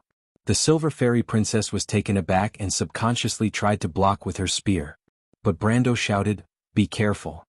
He pulled her behind him, and at the same time the Haurangaya was raised up, and the power of resonance summoned a stalagmite from under the ice, which smashed the silver blade into pieces. Brando saw with his own eyes that the silver blade in the monster's hand hit the stalagmite, and together with the hard rock, it scattered like a waterfall, scattering into countless tiny silver water droplets and gravel. But when the water droplets fell to the ground, they didn't soak into the ground, but converged on the monster like mercury, and in the blink of an eye, they merged into one, and the silver monster immediately grew a new arm. Be careful, this thing isn't so easy to deal with. Brando protected the silver fairy princess with one hand, and only then did he have time to finish the second half of the sentence. Don't have any contact with it, it may absorb energy to maintain its regeneration ability. Medisha had never heard of such an ecology, and couldn't help but open her mouth slightly. But when the monster heard Brando's words, it turned its head. Although it didn't have eyes, Brando unexpectedly realized that the other party was looking at him. He suddenly felt a vicious murderous intent in his heart. The silver-white humanoid creature paused for a moment, and then pounced again. Its movements were astonishingly fast, and when its body moved, it was like a silver light. Not to mention Medisha, even Brando almost lost his target. It has at least the physical quality of an elemental rank. Brando's heart tightened. The thing was actually out of his sight, but he didn't even look at it and swung his sword back. With an angry scream, Brando felt that his blade had pierced something. He turned his head and saw that the monster was almost split in 2 from its ribs to its chest, but it was still rushing forward with one claw covering the wound, and was about to rush up the ice slope on the other side. Damn it. Brando didn't expect this thing to be able to escape with such a serious injury. Fortunately, Wond had similar monsters and he reacted in an instant. His right foot stopped, and he raised Haurangaya with his right hand and slammed it down on the ground. With a dull roar, a stone dragon was seen extending from the tip of Brando's sword towards the back of the monster in a straight line. The silver-white humanoid monster was astonishingly fast, but the stone dragon that came out from the ground was faster. One after the other, they caught up to the monster's feet in the blink of an eye. The resonance effect of Haurangaya was equivalent to the full damage of the attacker, which meant that this attack was equivalent to Brando's full-strength attack. With a loud bang, the terrifying impact from the ground directly blasted the monster into the sky, and its right leg, which took the full brunt of the damage, turned into countless silver splashes. The monster was still flipping in midair. Brando immediately let go of Haurangaya and raised his right hand, and the ring of the Wind Empress immediately began to charge. The Lord bared his teeth like a beast, raised his right hand high, and let out a low hiss from the depths of his throat. The next moment, the wind bullet spun and shot out, instantly hitting the monster in midair. The wind bullet almost pierced through the center of the silver liquid, piercing through the monster's heart, forming a bright ring. From the moment the monster passed by Brando to the moment it was sent flying, and then Brando released the wind bullet, the whole process was just a blink of an eye. The battle that broke out even stunned Medisha. This was the first time she saw Brando fully display his combat talent in the game. The Silver Elf Princess reaction was a little slower, but she still saw the whole process of the battle, and her eyes could not help but shine brightly. Brando was a human, and if one ignored the Earl's title, he was just a young man in his 20s. But the reaction speed he showed at this moment in Medicia's eyes was completely in line with the standard of an ordinary Silver Elf warrior. But if the Silver Elf princess knew that in fact, the current Brando was far from his peak level, and even slightly regressed, who knows what she would think. In fact, since the battle with Ebden, Brando's enemies were either too weak or too strong. All along he had been a little out of practice in the game. The monster was completely smashed and it fell to the ground like a pile of mud. Brando hoped that he could kill it in a few seconds, but things did not go as he wished. The silver liquid quickly wriggled, and almost in the blink of an eye, it turned back into a human form and slid up the ice slope at the same time. Its movement speed was simply beyond common sense. Even when it was smashed, its speed was still faster than the rushing river under the glacier. When it turned back into a human form, it was already nearly 100 meters away from Brando and Medicia. Even if Brando wanted to chase, he was a step too late. Not to mention that the quality of the monster's body was not worse than his, and the speed of the two was just about the same. Brando saw that the monster had reached the top of the ice slope in a few seconds, and could not help but cry out in pity. Because he had already seen that the silver monster's skin had become gray, just like the silver liquid he saw before. It was no longer as bright, and this meant that the magic that maintained the monster's vitality might be on the verge of exhaustion. What a pity if only there was one more. He was annoyed, but it was at this time that he saw a figure appear at the top of the ice slope. Brando was slightly startled before he realized that it was the eldest son of the king of the Cruise people. The young man who proudly declared to him that his name was Leneret Aurelius. Leneret apparently also discovered the monster rushing towards him at the same time. He reacted quickly and immediately pulled out his sword from his waist. "Be careful, don't touch it." Brando knew that the eldest son of the king was only at the level of a mid-gold rank, and his actual combat power might not even be as good as the lower gold rank. The royal family had always been used to using some extraordinary means to cultivate their descendants, but their actual combat experience might not be as good as expected, so he quickly reminded him. However, the eldest son of the king of the Cruise people reacted with frightening calmness. Almost at the same time that he heard Brando's reminder, he took a step back and slashed down with his long sword. The power from the gold rank poured down into the ground, and immediately cut off the ice that was nearly 50 meters wide in front of him. After the ice fell off, it caused a terrible landslide. The disintegrated ice and snow pressed down on the monster head-on. The monster had no choice but to smash a huge icicle with one punch. This punch probably consumed a lot of its strength, and the color of its skin was even dimmer. It had no choice but to jump up and try to jump over the layer of ice that was rolling down. But Leneret seemed to have expected it to do so. He raised his head and stretched out his left hand. The ring on his left index finger flashed white, and a wind ball flew out and hit an icicle above the cave. With a loud bang, the icicles smashed down with almost half a meter thick ice. This time, the silver monster could no longer avoid it. It was covered from the sky with a loud bang, and then fell into the ice that was collapsing. It rolled down and was pushed to Brando's feet. This scene stunned Brando. He could not help but look up at Leneret, wondering how this guy's fighting style was exactly the same as his. If he could use the environment, he would never do it himself, and he was so calm that it was frightening. If this was the other party's first battle, then it was a little too scary. "My lord, his ring can also release wind balls." Medicia could not help but sigh in a low voice. Brando nodded. He could not help but give the eldest son of the Cruise people a thumbs up. He had to say that the previous battle was really beautiful. If it were not for Leneret's quick reaction, this thing would have run away. But the eldest son of the Cruise people glanced at him and did not respond to his praise. The man checked the stability of the ice slope with a straight face, then turned and walked back. Damn. Brando was so angry that he almost died. He put down his hand and turned to Medicia and sighed, "That's why I hate the Cruise people. These guys seem to have the word arrogance written on their faces. Martha above, you simply don't know how their self-esteem grows?" "In fact, the Silver Elves are similar, my lord," Medicia replied with a smile. "The Cruise people are not worth mentioning in our eyes." "Is that so? Why don't I feel it at all?" "Because we have to maintain the necessary elegance. You see the Silver Elves smiling and being polite to humans, but in fact they are saying in their hearts, 'Ignorant guy, you don't know what you're talking about.'" Brando suddenly turned his head. He stared at Medicia and said, "Enough, Medicia, I understand. Don't smile at me anymore." The Silver Elf princess could not help but cover her mouth and giggle until she bent over. "P.S. I spent time doing a small experiment today and it feels pretty good. If nothing goes wrong, it should be able to basically solve the problem of rune block. But it will probably take some time to test it out, so I'll post a chapter first. If you like this work, you are welcome to come to Jianghu to vote for me. Your support is my biggest motivation. Chapter 779. Medisha was laughing so hard that she could not stand up straight, and Brando could only shake his head helplessly. But he was more worried about Scarlet and Shido, so he turned to the little princess and said, "Don't worry about this for now, let's go and have a look. Shido and Scarlet are still over there." Only then did the silver elf princess nod her head and stop smiling. The sudden encounter surprised everyone, and Brando was a little worried that there would be more similar creatures of chaos, dusk species, lurking under the crisscrossing ice, but he immediately dispelled this worry. Scarlet sat down against the ice wall, her face slightly red because the Lord was very close to her, so she did not dare to breathe too loudly. In fact, the bruise on her shoulder was not a big deal, but Brando's actions made her heart pound. Brando checked the injury on the red-haired girl's shoulder and breathed a sigh of relief. Fortunately, it's not a big deal. The Highlander girl lowered her head and also breathed a sigh of relief, but the relief she felt was obviously not the same as Brando. "I'm sorry, Scarlet, I'm sorry, Mr. Count." Shido stood beside the two, holding her thick notebook with both hands, and looked at the two apologetically. "So, what's going on?" Veronica turned back and interrupted her.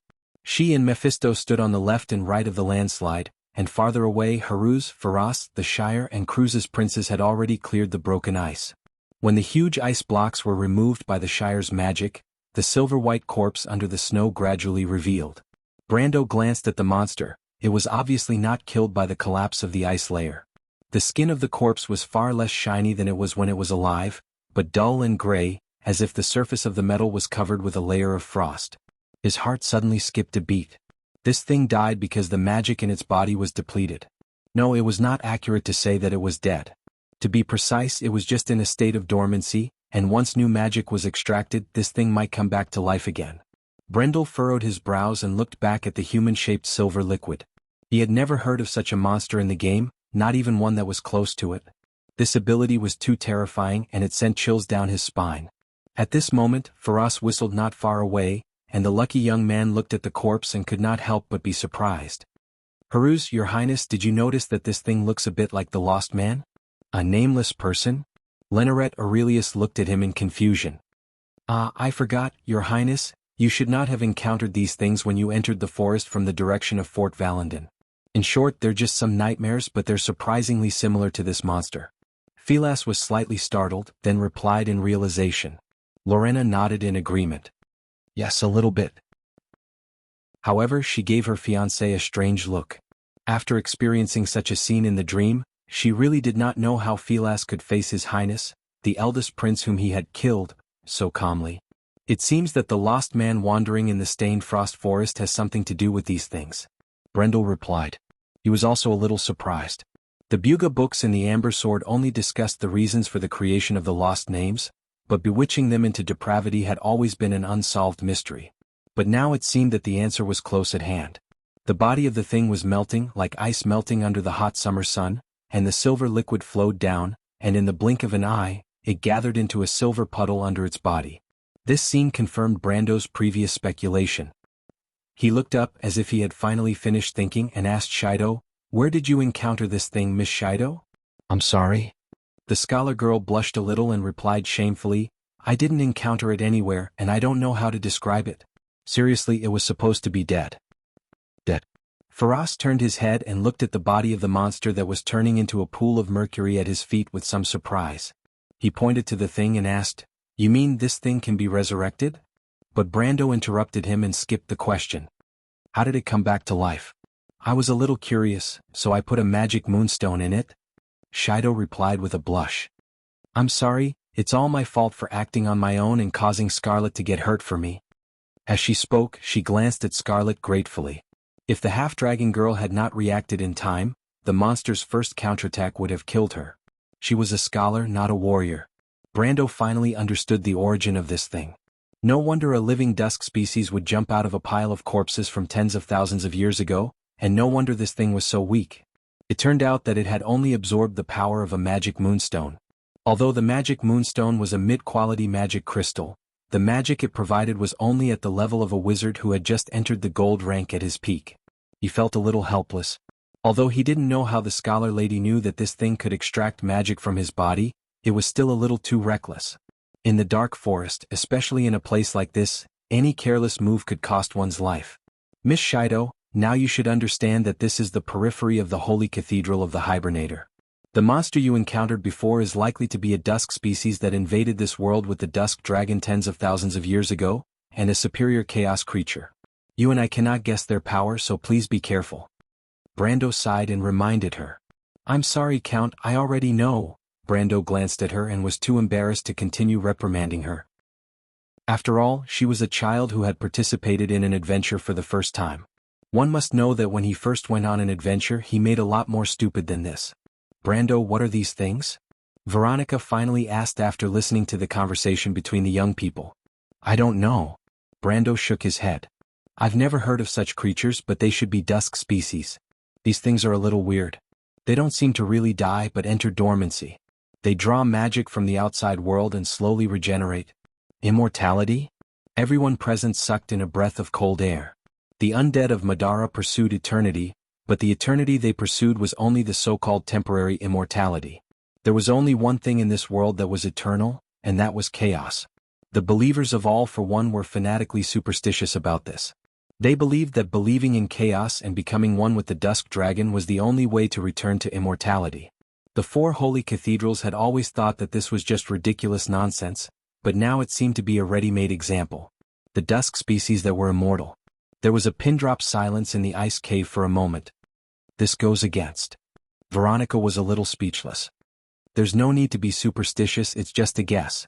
Brando stared at the monsters and he could not believe it himself. These dusk creatures that fought the frost giants head-on tens of thousands of years ago were just dormant after death. The frost giants were the bravest and best of the golden folk, and even they could not kill these monsters. Brando found it hard to imagine that anyone in this era could completely eliminate these monsters. He shook his head and at the same time asked in the spiritual world, Lady Saint Tassel, I know you're here. Have you seen anything similar? I haven't seen it, but I always feel like I've heard of something similar there. The voice of the elf came immediately. Are you sure? It wouldn't be seems, if I could be sure. Are you an idiot? Brando shrugged. He had to comfort the others. But at least we have good news. It seems that they are not lurking under this glacier, but fell in the fierce battle tens of thousands of years ago. As long as we don't provoke them, it doesn't seem to be too much of a problem. Tens of thousands of years, Mr. Brando, are you sure they won't slowly collect the magic power drifting in the air and revive? Lorena questioned, somewhat puzzled. Do you feel the magic power in the air? Brando asked rhetorically. Everyone was slightly startled, and then they realized that the space in the ice cave seemed to be terrifyingly clean. The magic power drifting everywhere in the world of Wond was completely absent here. Veronica and Mephisto's faces changed in an instant. Only Brando was slightly indifferent. He had already learned this from the Shire. Wizards were much more sensitive to magic power than warriors. What's going on? Faraz was the first to ask. A seal. Veronica glanced at Brando, her face a little solemn. This is the seal of the Holy Cathedral of the Hibernator. It turns out that these things are sealed under this cathedral. After the magic power is cut off, they can never be revived. How is that possible? Shido heard this and couldn't help but widen her eyes. Sir Commander, this is the Holy Cathedral of Milos. Could it be that even the gods can't eradicate these monsters? At this point, her face suddenly changed and she subconsciously shut her mouth, feeling a little chilled. The others were similar. Brando glanced at Faraz and Lorena, both of whom had a solemn look on their faces. Veronica was the same. The crew's goddess of war suddenly thought of a possibility. Brando. I'm here. Do you think Erek wants to open a portal here and connect the lower level of the Sulphur River to the Sea of Magic here, if that's the case? Miss Scholar's face turned pale. If that's the case, once these terrible monsters are fully released, when they re-enter the world of Wond, they will forever break free from the shackles imposed on them by the Holy Cathedral of the Hibernator. Brando couldn't help but swallow when he thought of this. He could only think of one sentence, the returning Twilight Army? To be continued. If you like this work, you are welcome to come to Chidian. Come to vote for me. Your support is my biggest motivation. Chapter 781. Under the uneven light of the torch, the dark blue ice layer formed an arched cavity. The low temperature caused the water to form a thin mist, as if it had frozen the sound. Brando. Veronica's voice carried a buzzing echo. The lady turned her head, her emerald eyes reflected the flickering light of the torch. How long do you think it will take for a wreck to reach the center of the temple? Half a day or forever? It depends on how well Erek knows this place. Brando understood Veronica's question. He looked into the depths of the ice cavern with the light of the torch. His eyes were silent. However, Erek's cunning has been proven by the poet's ballads. He rules the highlands with an iron fist. Would such a person seek his own death? His fanatical belief in the unification of all things may cause him to do so, but it does not mean that he is stupid. I have dealt with those guys before. I know them very well. Veronica looked at him and replied. So we have half a day? That is the worst-case scenario. Maybe more, but it is not worth counting on. Brando replied. Can we make it before that? Brando did not answer the question.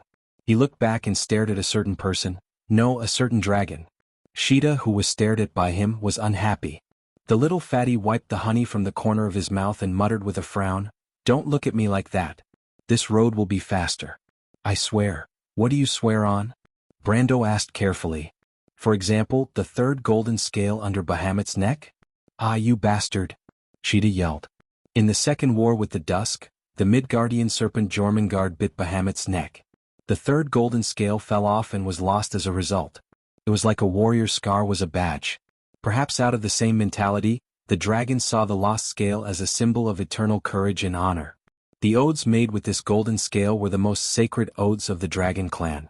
Even for someone as cynical as Sheeta, he did not dare to disobey. Do you know what you're saying?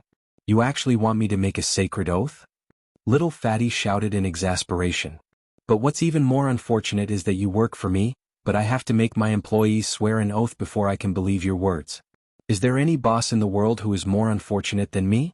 Martha watched everything that happened in the mortal world from the sky, but there was nothing more absurd than this. Sheeta, someone told me not to trust you so easily. You should know why. Brando glanced at the little female dragon before answering slowly. Sheeta opened his mouth and then replied, That's to the enemy that's not lying. Since it's not a lie, swearing doesn't hurt anyone's honor, does it? Brando smiled faintly. Shido and Scarlet, who were standing beside him, felt that at this moment, the Earl's smile truly resembled that of a noble, a lord. Confidence, hidden cunningness. Okay, Sheeta replied dejectedly in front of everyone. I swear by the third scale of the dragon god that all of this is true. This road will definitely be the fastest shortcut. I bet we'll be ahead of that old human man as long as we don't go the wrong way. Sheeta muttered in a low voice. You won't lead us the wrong way on purpose, will you? Brando looked at him. Enough, I know. Little Fatty almost became a little neurotic because of Brando and couldn't help but scream angrily. Brando turned to Veronica, meaning that this was the answer to the question. The lady looked at him with some reproach. In her opinion, it was a little too much to offend a dragon for such a small matter. Although this dragon was still very young and its behavior was a little strange. We must stop Erek. She replied, and this sentence made Shido and Lorena behind her nod. But Brando thought of a question. He raised his head and looked at Shido. Miss Scholar, what prompted you to use the magic moonstone to activate those liquid monsters? Shido was startled by Brando's gaze. Her slender eyebrows trembled slightly like moth feathers, but she quickly calmed down. I really just wanted to try to activate them. Count Tonajal. At this time, the eldest prince who had been silent all this time spoke up. Leneret glanced at Brando and reminded him faintly, Miss Shido is a descendant of the Thun family. Would you like me to remind you of what we crews used to defend our honor? Brando turned around. It used to be iron and blood and now it's pride and prejudice? Okay, stop arguing. Shido called softly, interrupting the two. Mr. Count? Brando shook his head. I'm not suspecting you of anything, Miss Shido. My question is, why did you suddenly think of using the magic moonstone to activate them? Shido's eyes lit up slightly, and the spark of memory within her flashed away. She looked up. Yes, it's like this, I found something. Something? Some very strange discoveries you must want to see. Shido paused. I'm sorry, I was too nervous before and forgot to mention it for a moment. It's okay. As expected, Brando turned his head. He frowned, and his gaze followed the direction of the torchlight spreading along the ice wall into the darkness. He seemed to have gotten the answer he wanted. On the other side of the ice cave the young lord's gaze swept over the skeletons half immersed in the darkness. The skeleton was a little more than 5 feet tall, and the others were no more than 6 feet tall. This was obviously not the body of a frost giant. He lowered the torch a little, and the flickering light rippled along the ice like water ripples, reflecting the full appearance of the skeletons. The first skeleton was wearing a robe, and the robe was frozen on the ground like a piece of paper. Brando squatted down beside it and tore off a piece with his hand. The fabric was a little strange, it didn't look like cotton. "This is Lansha linen." It was Shido's voice. She had obviously already examined the remains. The slanted texture is their most prominent feature. "Are you familiar with it?" Brando asked without looking back. "No, Mr. Count, the development of the textile industry in clothing is not within the scope of my knowledge, it's just that it's very famous." Brando finished her sentence with confidence. Shido looked at the Count with some surprise. "These dead are human?" Veronica suddenly asked. "But why would humans appear here?" Lorena asked, a little puzzled. "Maybe they're explorers," Filas confidently put forward his own opinion. "These people are very famous in all parts of the world. The mysterious unknown lost in the ancient ruins attracts them like moths to a flame, like a deadly poison. I've read a lot of stories like this." "This is not a story." Lorena bluntly shattered his fantasy. "But, Miss Lorena is right. It's wealth that attracts explorers. It's greed, not dreams, that makes these people fall one after another." Medish's voice replied faintly. She smiled as always. "In our time there were many explorers who were actually no different from tomb raiders. They didn't have a good reputation. It's the same now." Lorena rolled her eyes at her fiancé. Filas pursed his lips and shrugged helplessly. "These people aren't explorers, are they?" Veronica didn't have to participate in the young people's argument. She came to Brando's side and asked in a low voice, "Doesn't the same style of armor on their bodies say it all?" Brando turned back and looked at Veronica with some amusement. "I don't believe you can't see that, my lady. They're soldiers, but which side? Erewhon people or Highland Knight?" "Neither." "Neither? Do you see this?" Brando picked up the scrap of cloth in his hand and shook it. "Linen?" Veronica frowned. The Legion commander seemed to be thinking, but a piece of linen seemed to be difficult to make any associations. It could only trap her in a maze of thoughts. Fortunately, Brando didn't intend to waste any more time. He just kept her in suspense and answered, "Luensa linen is only grown north of the Silver Bay. The cloth it makes is no longer mainstream today, but it is indeed a very famous plant." He put the piece of cloth on the page that Shido was holding in both hands. "Miss Shido, you answer." Luensa linen is famous because the Myurnas once planted it extensively. The cloth made from it was once the main material of the clothing of the Myurnas." Shido froze for a moment, but immediately answered. "Myurnas?" Veronica raised her head in disbelief. "Brendel, you're saying that these people are from the Myurna Empire?" "The Myurnas were originally humans. Modern humans are their descendants. Whether it's the Cruz, Erewhon, or the mountain people, in fact, in terms of appearance and height, they are no different from the Myurnas, if they all become skeletons." Brando replied. "You mean the Myurnas have been here before and the legend that they crossed the glacier is true?" "Who knows?" Brando's mind suddenly recalled the dream from before. The huge canyon repeatedly appeared in his mind, so clear that it seemed to be within reach. The Myurnas wearing black linen robes were dancing a strange dance on the edge of the canyon, and then a team of priests came up carrying a golden box. They were chanting something loudly, but their voices couldn't penetrate the dream. In the end, those people shouted in unison and threw the box down the canyon. Brando shook his head, dispelling the illusion from his mind. He instinctively felt that these Myurnas who died here might have some mysterious connection with everything he saw in his dream. But he didn't want to think too much about it. After a moment of silence, he turned back and asked, "Shido, what else did you find on these people?" "I found that their armor and weapons have lost their magic, and this." The scholar walked over and took a small pouch from each corpse. "Those things should be their money pouches." Shido opened the money pouches one by one and poured out the contents. There were many small diamonds, but they were dim and looked more like glass. The Myurnas use magic crystals as currency, but the magic in these crystals has long dissipated. Brando glanced at these diamonds and understood what Shido meant. He replied, "No, these magic should have been absorbed, so you suspect." He raised his head and glanced at the puddles of silver liquid in the middle and west of the ice cave. Shido nodded. "To be continued. If you like this work, you are welcome to come to Chidian. Come to vote for me. Your support is my biggest motivation. Chapter 782. After listening to Shido's words, Brando pressed his right hand on Haorangaya's slightly smooth and cold hilt, and silently pulled out the Haorangaya that had been sheathed before. The dark blade came out of the scabbard, faintly revealing a heavy aura like mountains and rivers. He raised his head and took in the panoramic view of the entire underground world under the glacier. Around him, Veronica, Mephistopheles, and the little female dragon all did the same. The ice cave was shrouded in a fog, and for a moment, only the sound of weapons being unsheathed could be heard. These Myrna people obviously came here after the Twilight Era. The people of the ancients all died here, and it goes without saying what killed them. The magic equipment and crystals on the corpses of the Myrnas also proved this point. Shido, before you resurrected that thing, are you sure it was in a dormant state? Brando did not look back and only mentioned it. His flat voice was not loud and merged into the ice, absorbed and disappeared without a trace. Shido nodded behind him. The eldest prince, Leneret, pulled out a long sword with his right hand. The emblem of the golden eagle on the sword's hilt reflected the light of the torch, shining brightly. There was not much expression on his somewhat dark face, and his brows were drooping as if he was explaining a matter of course. That is to say, there may be other such monsters under this glacier. Brando turned back. Shida? Don't look at me, I've never encountered these things before. Shida's chubby face frowned. I've only walked this path once. At that time, I turned into a dragon and went under the ice, driven only by curiosity. I've seen these corpses and they were almost all over the glacier, but I didn't encounter anything like that last time. Count, I think there's a problem here. Shido suddenly interjected. She had been thinking about something with her head down, and only now did she look up at Brando and Veronica. Brando also looked at her. Speak.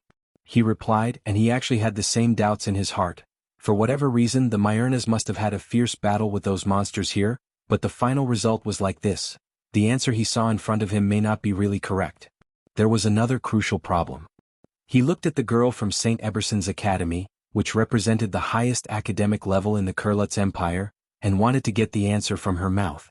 Although this scholar lady was somewhat unworldly in her field of expertise, at least based on her previous performance, it was impressive. Her wisdom did not need to be described too much by others. I disagree with your highness. If there are other such monsters here, then I have some doubts. Why didn't they resurrect their own kind? Why did they wait for Erect to do it? I've checked the corpses in advance. Almost all the magic power in the Myrna corpses has been sucked clean, but there are still a lot of magic power in the armor and weapons of the frost giants. If they're still alive, why don't they use the magic power in these magic equipment to revive their own kind? Shido faced everyone's gazes, but she did not panic. Her blue eyes flashed with the spark of reason as she carefully put forward her own analysis. Brando pursed his lips. This was exactly what he was puzzled about. But it wasn't a simple answer. It was just one of the inferences. It was the same as solving the quest, which needed to be peeled off layer by layer. Brando still remembered how to solve a series of plot quests. In the Amber Sword, there were no quest prompts for any quest, and all clues needed to be repeatedly inferred and tempered by the players themselves. He was most familiar with the process. He glanced at the eldest prince of the Cruz people. He needed someone to help him prove his falsehood, but the young man from the Aurelius family's dark face was as expressionless as ever. He neither rebuked nor agreed, as if Shido wasn't against him. The future emperor of the Cruz people was really not an ordinary person. Brando thought to himself, but at this moment someone finally spoke. It was Lorena who raised the question. It's not that they can't absorb the magic on the weapons and armor of the frost giants. I mean, these are the existences of the Twilight Age. The frost giants are their mortal enemies. Maybe there's some way to restrain them? Impossible, Sister Lorena. Shido shook her head. She suddenly smiled and looked at Brando. The Count has also noticed this. I noticed you shaking your head slightly just now. Can you help me explain it to them? After all, Shido's words alone are not very convincing. Brando saw the scholar girl winking at him in that kind, playful smile, and understood what the latter meant. The scholar girl wanted to use his reputation in Veronica's heart to explain this matter. But Brando wasn't annoyed. He looked at everyone and asked, have you noticed the weapons stuck in the mercury? What good idea is there in those broken weapons? Philas was taken aback. But not everyone's brain was structured in a straight line, especially when Lorena looked back at the weapons of the frost giants and the Myrnas. Then her face changed. All the weapons stuck in the mercury had completely lost their magic. The Count's observation is very careful. In fact, I've also done experiments. The result of the experiment is that the mercury can also react to the magic equipment of the frost giants. It's just that there's not much magic left in these magic equipment from the ancient times. I'm afraid one or two of them may not be enough to resurrect them. Shido sighed and continued to answer. Unfortunately, I was too reckless later. I shouldn't have used a complete magic moonstone to do the next step of the test. Otherwise, we wouldn't have encountered those troubles later. If we hadn't encountered those troubles, we might not have been on high alert now, Brando replied. Let's put this matter aside for now. What do you think after hearing this? Veronica had been listening until now. A cruise soldier like her seemed to have a natural calmness, just like His Royal Highness. The lady tapped the silver hilt of her sword before asking, one or two pieces of magic equipment aren't enough to resurrect them. That means more will do. If there are more similar creatures under the glacier, then we won't see any magic equipment left with magic power today. Is that what you mean, Shido? Shido nodded. She continued to answer, in fact, I think we've entered a misunderstanding, Lady Veronica, the Count. When we saw the bodies of these Myurnas, we thought that the monsters who killed them must still be alive. But if you think about it carefully, this assumption isn't necessarily true. It's entirely possible that they were also killed here, and their bodies are a pool of silver liquid in this ice cave. Wait, I understand what you mean. You're saying that these Myurnas were the final victors back then.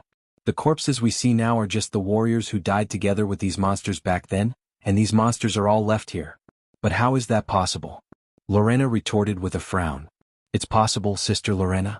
We always presume that these silver monsters are terrible and impose an invincible impression on them in our hearts. But that's not the case. Didn't Your Highness just kill one of them? The Myurnas are descendants of the Golden Folk, so why can't they defeat them? Shido looked back at the female knight and explained clearly. Lorena opened her mouth and couldn't help but be speechless. But she paused, feeling that something was wrong, but after thinking for a while, she reluctantly found a reason. But I don't understand. If there are still Myurnas alive, why didn't they clean up the bodies of their companions and leave them exposed in the wilderness? Brando shook his head. This is normal because they are Myurnas, not Cruz or Erwin. The Myurnas revere brave warriors, and leaving the bodies of their companions on the battlefield is a form of respect for them. So it was really the Myurnas who were left behind back then. Did they stay here? Did we run into them? Brando also shook his head, and at the same time, the illusion of the dream suddenly appeared in his mind. The images of the Myurnas meandering across the glittering glaciers lingered before his eyes. He closed his eyes as if resting silently for a while and then replied, No, although the Myurnas are known as descendants of the Golden Folk, they are not the ancient Myurnas after all, and they do not have the long life force of the dragons. That's good. Philas heard this and finally breathed a sigh of relief and replied loudly, Whether it's the Myurnas or these monsters, since they are all dead, it's not necessarily a bad thing. Brando glanced at the careless fellow and thought that sometimes recklessness and ignorance were bliss. At least he didn't feel nervous or afraid. But was it really that simple? Not necessarily. Shido's reason was reasonable, but he never forgot what kind of place this was. This was a dungeon. Philas, what we said is just speculation. No one knows what dangers are hidden under the ice. If you let your guard down, you'll be making a big mistake. Shido sighed. It was obvious that this was not the first day that she had met our lucky knight. Little Shido, you're scaring me again, aren't you? Philas laughed. I'm afraid not. Brando's hand never left his sword from the beginning. He looked up and stared at the dark shadows between the intersecting glaciers. Have you ever considered the question, why did the Myurnas come here? Weren't they fleeing the late King Gretel? Shido whispered, but her voice was getting smaller as the scholar saw Brando gently shake his head. Brando did not answer this time, but in his mind, the scene of the Myurnas throwing the golden box into the rift was replaying over and over again, like a clip from an old movie, the dancing Myurnas witch doctor. The sacrificer. The golden cabinet. The rift. The bottomless abyss. He pursed his lips and an inexplicable aura emanated from his back. Everyone around seemed to be afraid to speak again. Only Veronica whispered, Brando, which direction should we go next? Go call Peya and ask her where her brother is. Brando answered without looking back. To be continued. If you like this work, you are welcome to come to Chidien. Come to vote for me. Your support is my biggest motivation. Chapter 783. Brando, do you feel it? The hunter maiden's thin figure struggled along the cliff in front of her, teetering on the verge of collapse. She had said that in her dream she saw her brother passing through a sharp, knife-like ice wall. The cold wind was bitterly cold, and the surrounding environment was like a labyrinth hall made of hundreds of ice prisms. The crowd passed through the ice tunnel filled with ancient corpses, and this was the scene that appeared in front of them. The underground glacier seemed to have been cut off abruptly, and the entire section appeared in front of them. The section extended from the bottom of the earth to the surface nearly 1,000 feet above, forming a precipitous abyss. Standing on the edge of the ice section, looking up was the gray, cold, howling sky, and looking down was the bottomless abyss. The north wind, wrapped in disordered magic, whistled past hundreds of feet away, and the vast expanse of whiteness resembled tens of thousands of ghosts. It was like the winter colt that drove the goddess of the north wind, Jupiter, in mythology, or an ice-blue stream, like the waves of a river surging endlessly. This scene was just as Peya had described before, and when everyone came here, they couldn't help but be stunned. Using dreams to find answers sounded outrageous, and although the witches believed that dreams foretold reality, most people thought it was absurd. Even Veronica, who supported Brando, couldn't help but think that the young lord's ideas were a little too presumptuous, and Lorena and Shido were even more skeptical. The Empire's eldest son was non-committal, as if that cold look was his trademark. The only ones who supported Brando, apart from those who had followed him since the beginning like Scarlet and Medisha, who firmly believed in his decisions, were the witches and Faraz. As for the latter, there was no need to ask.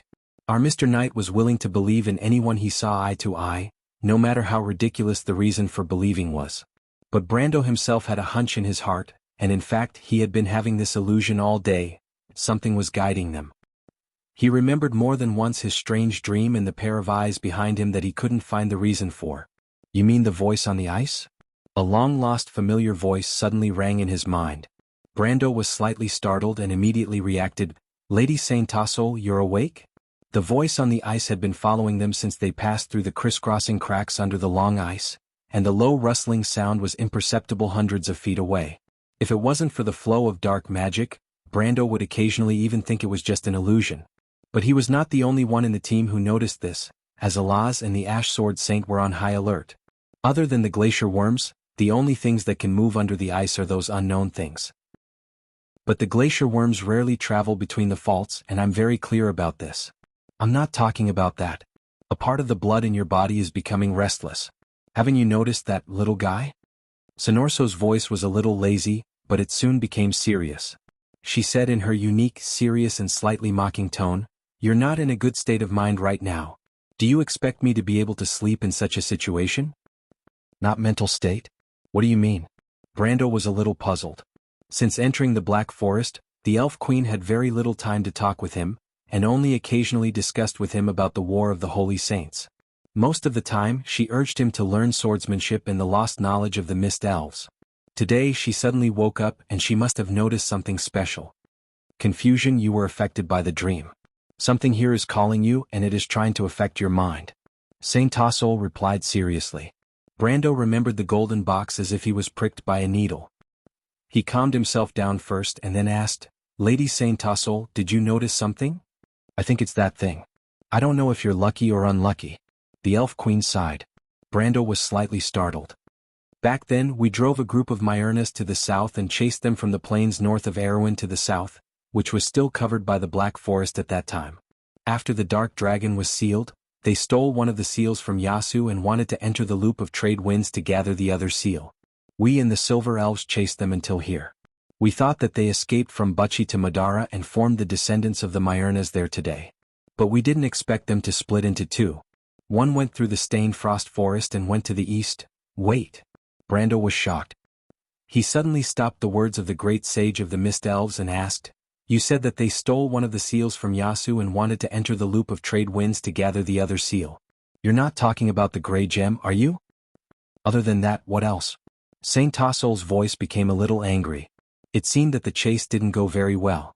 Brendel understood something in an instant. The golden box that the Myrna people threw down the Great Rift Valley once again appeared in his mind. He raised his head and glanced at the cliff that was as smooth as a mirror, his expression a little strange. "Do you understand?" "I understand, but I don't understand why they didn't take the seal with them and brought it on the ship. Why did they leave it here?" Brando asked in his mind. He was faintly looking forward to it. If the first seal of the Dark Dragon had brought him endless benefits, then the frenzied power brought by the fool's talent was now one of his greatest trump cards, not to mention the loyalty of the witches. Although Saint Tassol's words didn't sound that happy, Brando could understand her feelings. No matter what she said, this elven sage was probably still worried that the Dark Dragon would resurrect again. It wasn't that Brando didn't have such worries, but he saw this power more as a kind of data in the game. It was really difficult to feel any sense of danger when it was written in black and white on the character panel. At least until now, for Brando, as long as it was related to the game, there was almost nothing that he didn't expect. Therefore, he had reason to believe that this strange character panel wouldn't cheat him on this issue. Unless this damned system was created by the Dark Dragon. But this wasn't very likely because Odin was just a planeswalker. In fact, Brando had a faint premonition that this system in his body had far more authority than a planeswalker because this system could perfectly accommodate a planeswalker. As a modern person, he had never heard of a low-level system that could completely accommodate a high-level system. This was illogical. Saint Tassol glanced at him in his mind world. Brando vaguely saw the elven lady with her arms crossed. She obviously knew what Brando was thinking, but as usual, the sage didn't criticize Brando's disapproving thoughts. She just replied with a proud look, "Who knows? Maybe they can't take it away. You have to know that they have our Forest Brigade army and the Silver Elves Dragon King cavalry behind them. They have the Dark Dragon seal on them. It's just wishful thinking for them to leave this land without anyone knowing." Brando was skeptical about the elven lady's words. If the Mist Elves and Silver Elves were really that powerful, the Myrnas might not be able to pass through the Lion Pass on the border between Erewhon and Cruz. Of course, the Kingdom of Erewhon didn't exist at that time, but the Lion Pass had been built since the first battle. But he wisely didn't dwell on this issue. It was impolite to rashly offend an elf lady, but it was unwise to offend an old lady with outstanding strength. He decisively skipped this issue and asked, "Sage, you mean that the gray gem isn't far from us? Can we find a way to get it back?" "Do you really want to get it back?" Saint Tassol glanced at him again. "Of course I need strength now, Saint Tassol. You understand. I will deal with it carefully, please rest assured." Brando replied. The elf lady suddenly laughed. "What are you worried about, little guy? I didn't say that you can't get it back. Rather than letting you absorb the seal, it's better than letting it fall into the hands of those with ulterior motives. Besides, Odin also approved of you, didn't he? There aren't many people who can make that arrogant guy like you. I still don't understand what he likes about you." Saint Tassol thought for a moment and nodded with her hand supporting her chin. "It seems that I have a good eye. Then."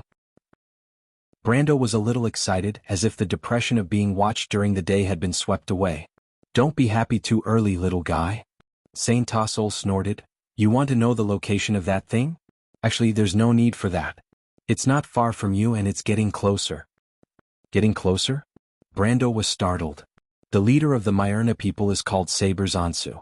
You may not have heard of his name, but in our time he was a very famous guy. The Cruz people called him the last Frost Earthguard, which means that after him, there was no more outstanding Frost Knight than him. Saint Tassol suddenly said casually, "If he wasn't murdered or usurped, then the gray gem should be kept by him. A Frost Knight will make an oath, and once they make an oath, they will always keep their promise from life to death. You know what I mean, right?" Brendel's jaw dropped as he looked at the elegant elven lady in front of him. The great sage's eyes were as deep as the starry sky, shining with a cunning glint like a little girl who was waiting to watch a good show. What kind of joke was this? How could he not recognize Saber Zansu, the leader of the Myrna people's Black Crow clan, the last Frost Knight Lord, and the man who guarded the Winter Whistle Pass alone during the final war, making Cruz's White Wolf Legion not dare to move an inch and became a laughingstock? To this day the mountain people still talked about his figure at the mountain pass. The lone wolf painted on the red stone slab was his personal glory. Such a hero that only appeared in legends and epics, and now it seemed like Saint Tassol was going to find trouble with them? What kind of joke was this? This guy's opponents back then were people like Flame King Gretel, Wind Queen Saint Tassol, Archbishop Fanzin and the Mountain Crown Eloranta. What was Brando? But Brando suddenly turned his head with a strange expression. As soon as Saint Tassol's voice fell, a creaking sound came from above everyone's heads. Grey-sword Saint Mephistopheles, Alaz and Veronica looked up at the same time, and they only saw a visible crack in the center of the ice above their heads that was spreading forward at a rapid speed. "Be careful, Peya," Lorena suddenly cried out. To be continued. If you like this work, you are welcome to come to Chidien. Come to vote for me. Your support is my biggest motivation. Chapter 784. Less than a minute before Lorena spoke, the hunter maiden rushed forward as if she had lost her soul. Her thin body stumbled through the biting cold wind, as if she would fall off the cliff at any time like a kite with a broken string. If Medisha had not been instructed by Brando in advance to follow the young lady, something like this might have happened. But Peya could not care less about this. She finally found her brother's figure under the ice wall in front of her. The place was exactly the same as what she saw in her dream. She saw her brother lying between pieces of broken ice as if he was asleep. The hunter maiden let out a beast-like growl from the depths of her throat. The emotions that she had suppressed for days finally broke out at this moment. She rushed forward like a madwoman. The steep ice and difficult terrain were nothing to her at this moment. Her hand quickly cut through the sharp icicles, and the striking red blood flowed up the cliff made of ice like a line. Ahead was Peya, who was climbing up like a female leopard. Medisha was surprised to find that she could not keep up with her, let alone whisper a reminder to be careful. She only saw Peya leaning toward the place where her brother was lying like a madwoman. Her black hair fluttered in the wind like a blooming black rose. It was at this moment that the silver elf princess suddenly felt the ice under her feet begin to tremble slightly. She looked up subconsciously, and a conspicuous crack spread over her head, heading straight for Peya in front of her. "Be careful, Peya." Lorena's shout came at this time, and at the same time, there was a loud crack. The ice above Peya's head collapsed as if it had collapsed. Almost everyone saw a white shadow flash, and then the hunter maiden fell into the hands of someone else. It was a knight. Saber Zansu clenched the long sword in his left hand with the finger guard, and the cold blade of the long sword was placed on Peya's neck. As for the hunter maiden, she was frozen there as if she had been enchanted. She was motionless and could not even move her eyes. "Who are you?" Brando did not see Saber speak, but his rumbling voice had swept through the hearts of everyone present like rolling thunder. Whether it was the Ash Sword Saint Veronica or the two dragons, they all felt like they were facing a real giant at that moment, and they had to look up. "And who are you?" Out of everyone, only Alaz was able to open her mouth with much difficulty and ask a question in return. But the little female dragon frowned and looked extremely uncomfortable. Ever since Brando met her, he had never seen her show such a serious side. "Who am I?" The knight standing next to Peya repeated the question. His tone seemed a little uncertain, but his voice still swept through everyone's hearts mercilessly, like a sharp thorn, piercing everyone's face until they turned pale. Sabers frowned. The Myurnas did not look much different from humans in appearance, but as the former golden folk, their pair of golden dragon-like eyes were their most conspicuous symbol, not to mention that the pure-blooded Myurnas also had hair as black as the deepest night. He had only been a little confused for a moment, and someone had already recognized his identity. "A Myurna!" Shido exclaimed. "No, it's a ghost." Lorena's judgment was only a step later than the scholar, but what she noticed was Saber's translucent figure shrouded in fluorescence. Saber's had long hair that draped over his shoulders. Judging from his appearance, he was at most in his 40s or 50s. His nose was high, his cheekbones were flat like the legendary Myurnas, and his lips were very thin. He looked dignified without being angry. He wore a silver-gray armor, a thick gray fur robe over the armor, and then a cloak that almost dragged to the ground. This outfit looked like a typical lord from a remote area. Fighting with monsters all year round, he looked like an outdated country bumpkin. But at this moment no one could laugh. Everyone's eyes fell on Saber's sword. The long sword in his left hand was a one-handed sword that was almost twice as long and wide as an ordinary longsword. The long sword had a barb near the guard, and the guard was a cross-shaped guard that was rarely seen in this era. The blade was a little gray, but the color of frost flowed on it as if it was alive. The sword in his right hand was slightly shorter, but it was also the length of a long sword in this era, but it was thinner and looked like an elven rapier. The sword was made of red metal and was blood red all over. Brando recognized the origin of the sword at a glance. Demon sword Fingus the Soul Detainer. There were not many swords in the world of Wone that could be called holy swords, but there were not many that could be called demon swords. Even the sword of damnation that Brando had just obtained was far from this level. But Fingus the Soul Detainer was definitely one of them. This sword was made by the most famous forging master under Odin, the fire dwarf Gur. This guy was also one of the 7 main generals of the Wings of Earth Legion, and was also the most troublesome enemy of Saint Tossol, the Wind Empress in Eloranta. Legend had it that Geger was the last person with half the bloodline of the divine people after the beginning of the First Era. In other words, he was a true demigod. He had a son when he was alive, but he died in the war. He picked up his son's heart from the battlefield and forged this demonic sword. The soul of Fingus the Soul Detainer was his own son, the descendant of a demigod. There were tens of thousands of legends about this sword, and he might not be able to finish talking about it even if he spent a few days and nights talking about it. But to him, this sword had a simple attribute that was enough to suppress all the words. In fact, this sword had appeared in the Amber Sword before. The first to obtain it was the guild that made the fastest progress in exploring the stained frost forest labyrinth. As long as a player obtained it, the attributes of the weapon would most likely be known to everyone. The attributes of this sword were excellent in all aspects, and it was only a step away from being a divine artifact. But its only curse attribute was the real reason why it was called a demon sword. Soul Detainer. When the player holding the demon sword, Fingus the Soul Detainer, dies, the demon sword will be destroyed. At the same time, the player's character level and experience will return to the original state. When the player holding the demon sword and Fingus the Soul Detainer hits another player, the other player will lose experience equal to the damage. At the same time, when the player holding the demon sword and Fingus the Soul Detainer kills another player, the killed character will lose double the level and experience. When the above status occurs, the wielder will absorb half of the experience. This sword was once called the sword that surpassed the system by players. How could Brando not know? At that time, the guild leader held this sword and used his guild members to level up. At one point, he was at the top of the Amber Sword's level leaderboard for 3 months. Unfortunately, the good times didn't last long. Not long after, this person and the sword disappeared from Won's history. He didn't need to think to know what happened to the other party. But in any case, the terrifying reputation of this sword had been passed down for a long time in the Amber Sword. Even a few versions later, players still called it the first demon sword. Brando's face turned green when he saw this sword. If he was hit by this thing, he would lose a level. Against a guy with a demon sword, Fingus the Soul Detainer, he would become weaker and weaker while his opponent would become stronger and stronger. Brando, be careful of the sword in that guy's hand. That's Fingus the Soul Detainer. It will absorb your strength when it attacks and use it to strengthen the wielder's power. Although Saint Tassol was waiting to watch a good show, he still reminded him at this moment. I know. Brando replied. He already knew how terrifying Fingus was, but he was more concerned about the other sword in Saber's hand. For a swordsman like Saber's, the sword in his hand was definitely not ordinary.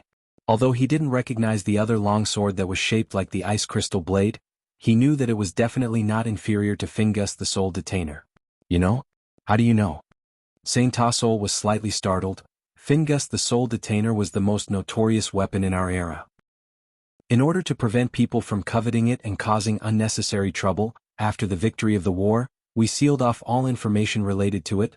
Brando was speechless for a moment and quickly changed his words. I mean, I already heard it. Tell me about his other sword. I'm not too sure about that sword, but Gretel seems to know that sword. He said that it was Frostchant Cinna, but to be honest, I've never seen sabers use that sword's power on the battlefield. Saint Tassol replied. I know. Brando groaned in his heart.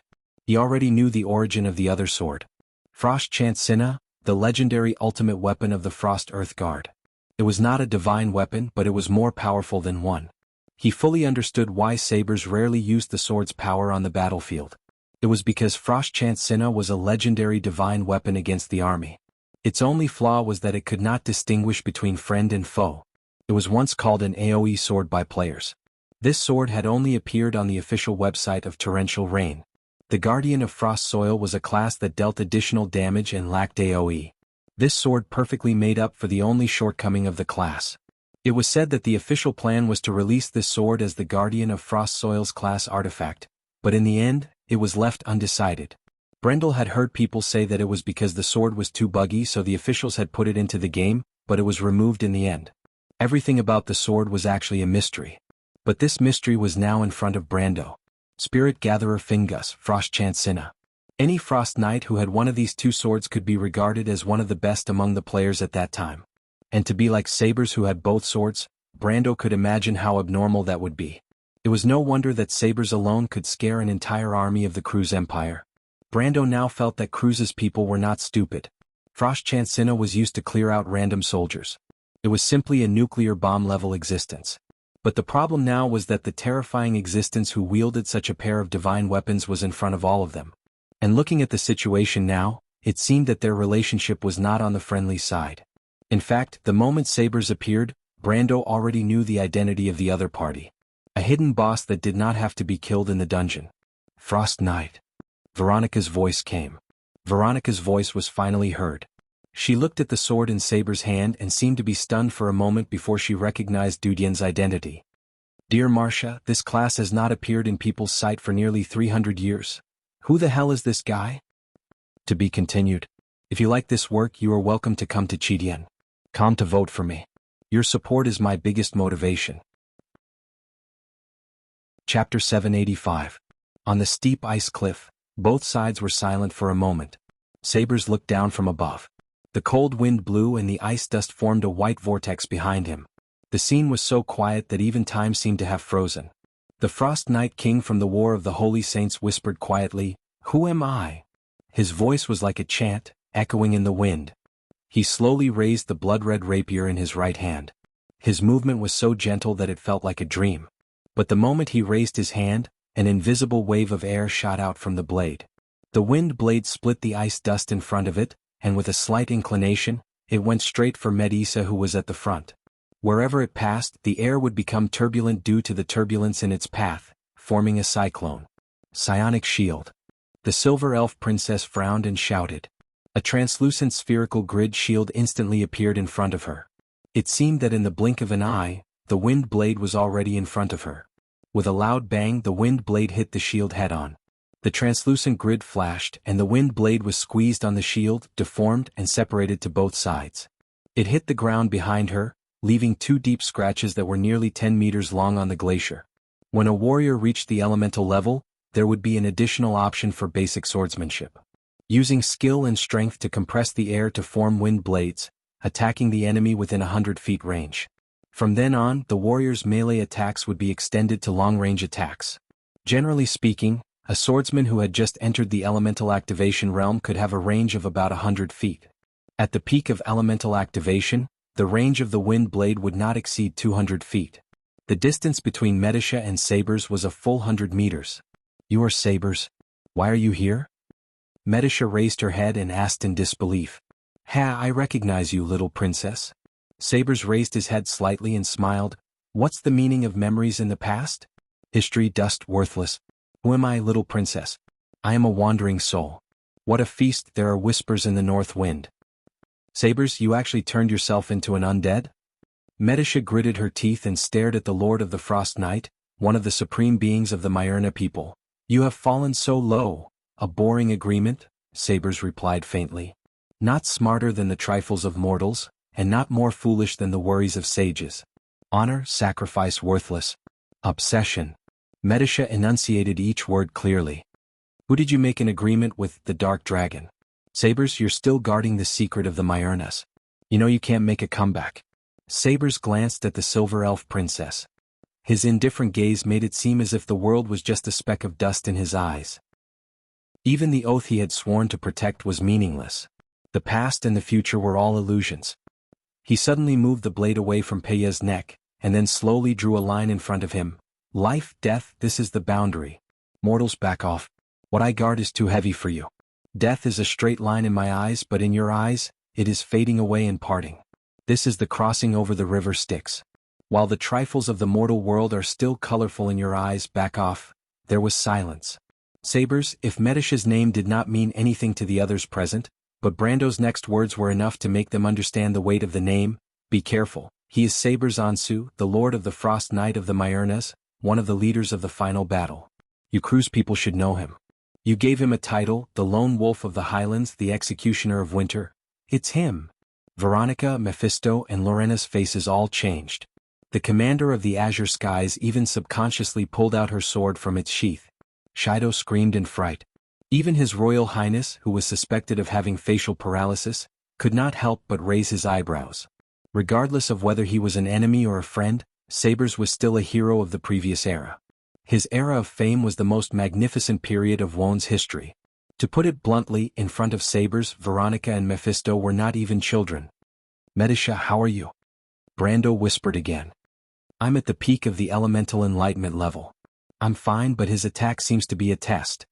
Medisha stretched out her right hand, and a blazing white light formed a long silver shuttle in her palm. but she seemed a little nervous. My lord, Saber's strength was far more than this when he was alive. I know, Brando interrupted her. I know, the key is that you're fine. Medisha opened her mouth and did not answer, but her heart was slightly warm. Brando raised his head and looked at the Myrna lord who was looking at them from above. He used to call the wind and summon the rain, and the meaning of power and majesty could still be found in him. Lord Saint Tassol, he called in his heart. The king of the Frost Night was bound by an oath to turn himself into an undead. At most, he retained less than a quarter of his strength when he was alive. No, this thing can't be considered Saber's anymore. At best, it can be considered a body trapped by obsession. But it must have inherited some of this body's abilities when it was alive. Plus, the oath itself gives the undead extraordinary strength. You've seen the White Knight Ebden. Be careful, Brando, the strength of this body is far more than what you see. Saint Tassol reminded him in his heart. But she suddenly stopped talking. Brando, he seems to have found me. That's impossible. Brando was stunned. He did not believe that anyone could see through the world of thoughts. Even if there was, it would not be Saber's. Lord Saint Tassol, he seems to have something that can be connected to me. Only the dead can understand the sentiments of the living. He sensed my existence through that thing. Saint Tassol frowned in Brando's mind and interrupted Brando's words with a hurried tone. Something that can be connected? Wait, I understand. It's the Ring of the Wind Empress. Saint Tassol suddenly took a deep breath. No, I'm wrong. That thing is not on him. It's on that little girl. Little girl? Brando suddenly reacted. You mean Peya? The Wind Empress nodded slowly. Brando looked up and saw Sabers turning towards him. His eyes were golden, but his gaze was as sharp as a sword, which made Brando shiver. The Frost Night King seemed to have seen something. His eyebrows twitched slightly, but his face was still indifferent. What a long dream. The elves of Roshaven, the elves of Alfheim, are all gathered here today. Fire and dust, you seek the ashes of rebirth from the ruins. Mortals, you are blind and ignorant. Among all the people present, probably only Brando and Saint Tassol understood the meaning of these words. The Mist Elves came from Roshaven of the Howling Peak, and the Silver Elves came from Alfheim of the Holy Silver Valley. They were respectively referring to Medisha and Saint Tassol, but this was a secret that only a few people knew. Brando saw the Silver Elf princess turn around and look at him with a somewhat strange expression. Veronica was a little nervous. Few people saw the Legion commander holding the sword in her hand tightly. Her whole body was as taut as a bowstring. Every time Saber's undead made a slight movement, she resisted the urge to go berserk. She even trembled slightly. Her reaction was not excessive. As the most powerful person in the Cruz Empire, she maintained a good relationship with the Holy Cathedral of Fire. No one knew better than her what the title of Frost Night King represented. Sabers had personally fought with the Flame King Gretel, and Gretel was lucky enough to escape unscathed. This was recorded in the Pale poem. You didn't read it wrong, the Flame King was lucky enough to escape unscathed. As one of the 9 most powerful Myrna lords under the Darkness Dragon Odin, Sabers was once the most troublesome enemy of the 4 saints in history. But Sabers just glanced at her. Little girl, do you understand what it means to point your weapon at a stranger in our etiquette? The undead knight smiled carelessly and asked lightly. Sabers, I am a descendant of the Flame King Gretel. You and I are enemies, not friends. You should understand my pride. Veronica took a breath and replied in a low voice. I understand your pride. Sabers nodded. The pride of an eagle should spread its wings above the sky, not walk in the shadows. You are a Cruz person, I will give you a chance to fight. After saying that, he sheathed Fingust the Soul Detainer, passed Frost Chancina to his right hand and raised the blade. Come and challenge me just like your ancestors did 1,000 years ago. Honor, loyalty, worthless, but that is your choice. Legion Commander. Legion Commander. Shido and Lorena spoke at the same time. They knew the Legion Commander's temper very well. If she had made up her mind, she would probably fight to the death with this terrible undead here today. Veronica reached out to stop her 2 subordinates and replied, Shido, Lorena, remember, the Myrna people will always be the enemy of the civilized world. We are the descendants of the Flame King, and we have no right to forgive them. When Veronica raised the long sword, Brando was having a heated discussion with Saint Tassol. Brando, what do you want to do? I don't think we really have to fight him. Do you really think so? Let's wait and see. Brando looked up and suddenly called out to Veronica, wait? He turned back to Sabers and asked loudly, I know who you are, Frost Night King. I even understand why you are waiting here. It's been 1,000 years, Sabers. It's time. I know who you are waiting for. Sabers, the inheritance has returned from the dark abyss. Get out of the way, we are not mortals. Get out of the way of your treasure? Sabers was slightly startled. He lowered his head. To be continued. If you like this work, you are welcome to come to Chidian. Come to vote for me. Your support is my biggest motivation. Chapter 786. Amidst the ice and snow, there was a long sigh. So, that's how. The bone-chilling sound was like a gust of cold wind that passed through the crisscrossing ice caves, sweeping up the sparkling ice dust and rustling it. It also seemed like it blew through the crowd, causing the originally bone-chilling temperature to drop by a few degrees. At that moment, Erwin's people, Cruz's people, mountain folk, Ash, the Sword Saint and the two dragons were all alarmed, and the lines of law around the few people who had stepped into the elemental realm immediately became bright. Brando and the little female dragons were golden, Sheeta's was silver, Veronica's was cyan, the Ash Sword Saint's was gray, and Scarlet's flashed by like lightning. The general cyan and the pale white of Medicia's spiritual essence. But these were meaningless. The cold wind continued to move forward, and in an instant, all the lines of law collapsed completely. This is. Brando heard Veronica's incredulous voice, and the Ash Sword Saint's amazement. This was indeed worthy of amazement. Martha's law seemed to be the most superficial force in nature. It collapsed in front of them and it was as easy as crushing dry weeds. This was an unprecedented spectacle. The whistling wind wrapped up the ice dust, forming a flowing white cold wave. It passed by everyone and everyone felt that their movements were thousands of times slower, as if time was about to stop. Vader's speed was also stretched and became heavy. Brando's pupils widened slightly, and his eyelids became extremely heavy. But because of that moment he still felt an incomparably familiar power. This was the breath of the bronze, returning to the origin, the most primitive and majestic power from nature. Then everything around him was erased, and only the Frost Night King could be seen in the infinite wind, like a silent statue, standing not far away from him. Between the two, everything seemed to be frozen, and the figures of Medicia, Peya, and Veronica dissipated with the wind like sand. Time had become meaningless in this place. He could even see the ancient glaciers beginning to melt. Time seemed to have been stretched thousands of times. With the two of them as the center, the mountains and rivers moved, the earth sank and the valleys rose. Forests and lakes were formed, and the land and the sea were eroding each other. In the blink of an eye, everything had changed. Lush vegetation grew on the barren land, and then it formed a boundless plain. That instant was an eternity. The glacier seemed to be a scene of the past. What appeared in front of Brando's eyes was the distant horizon gradually dyed with the color of fire from east to west. Then a lonely setting sun hung on the horizon. This warm and weak golden setting sun burned after dusk, and it swayed slightly as if it was plated with gold. On the meadow. It was dusk. When the wind blew through the meadow, the grass rustled. So, that's. Saber's sigh turned into a meaningless sigh. Brando only felt that his body was loosened, and he regained control of his body. However, he was still standing there. He was stunned for a moment before he reacted. His mind was still recalling the magnificent scene from before. He knew where he was. This scene was not the real transformation of the world, the continent. The change was not the reversal of time, but the scene from 1,000 years ago. This was the extreme plane. The absence of magic in the wind told him the answer. In the blink of an eye, Sabers pulled him into his territory in front of everyone. This was his second time in this life. Including his previous life, the number of times he came here was uncountable. However, it was difficult to express the shock in the game. It was as if 10,000 years had really passed in an instant. The blink of an eye turned into eternity. No matter how realistic the game was, it could not simulate such a scene.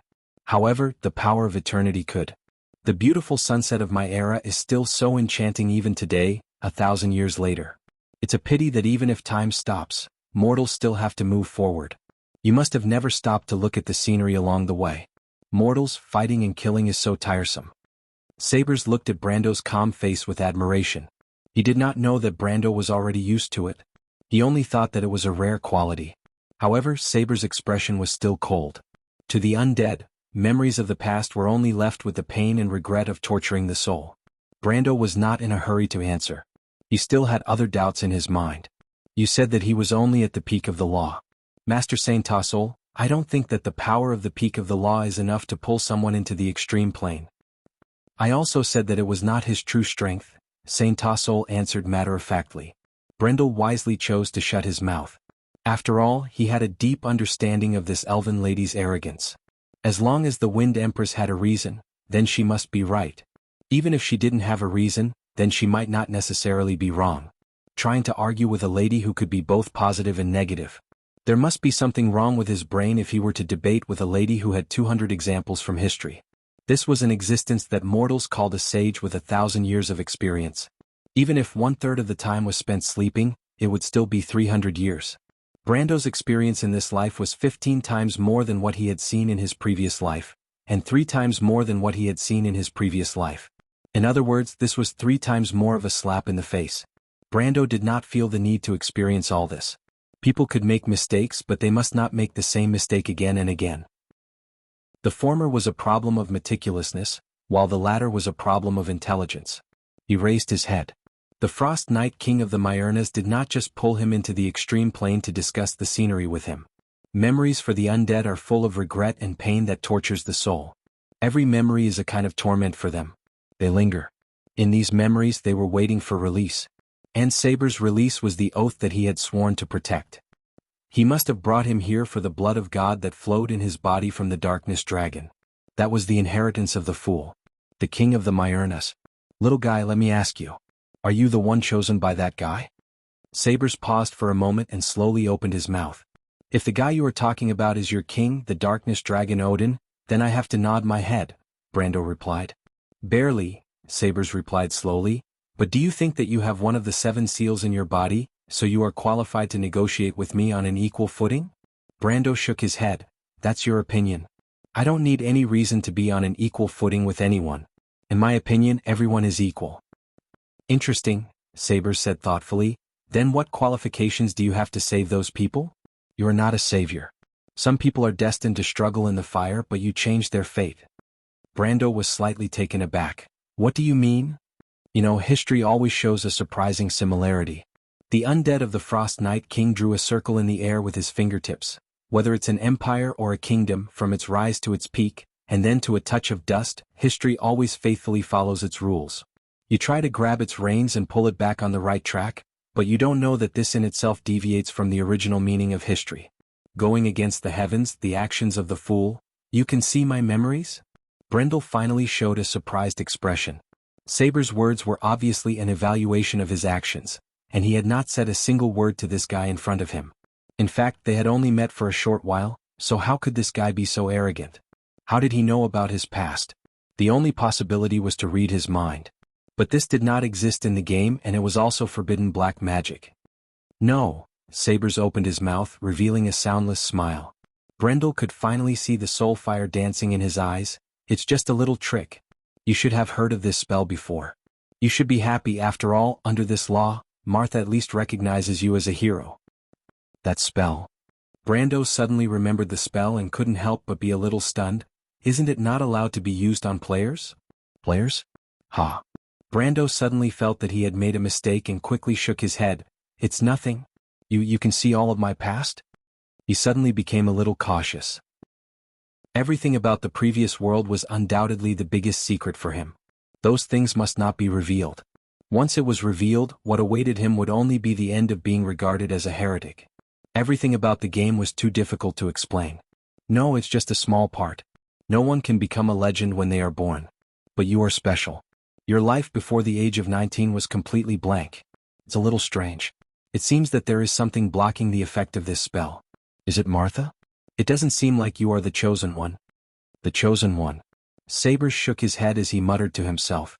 Brando breathed a sigh of relief. Okay, but what are you trying to say?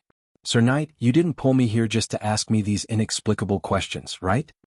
Inexplicable? Is that what you think? The Frost Knight King glanced at him. But this is indeed the question in my heart. Don't you think your behavior is ridiculous? Trying to change the law of history, who can you save? You are not a saint, little guy. You can't give others the fate they want, and you can't know what they want?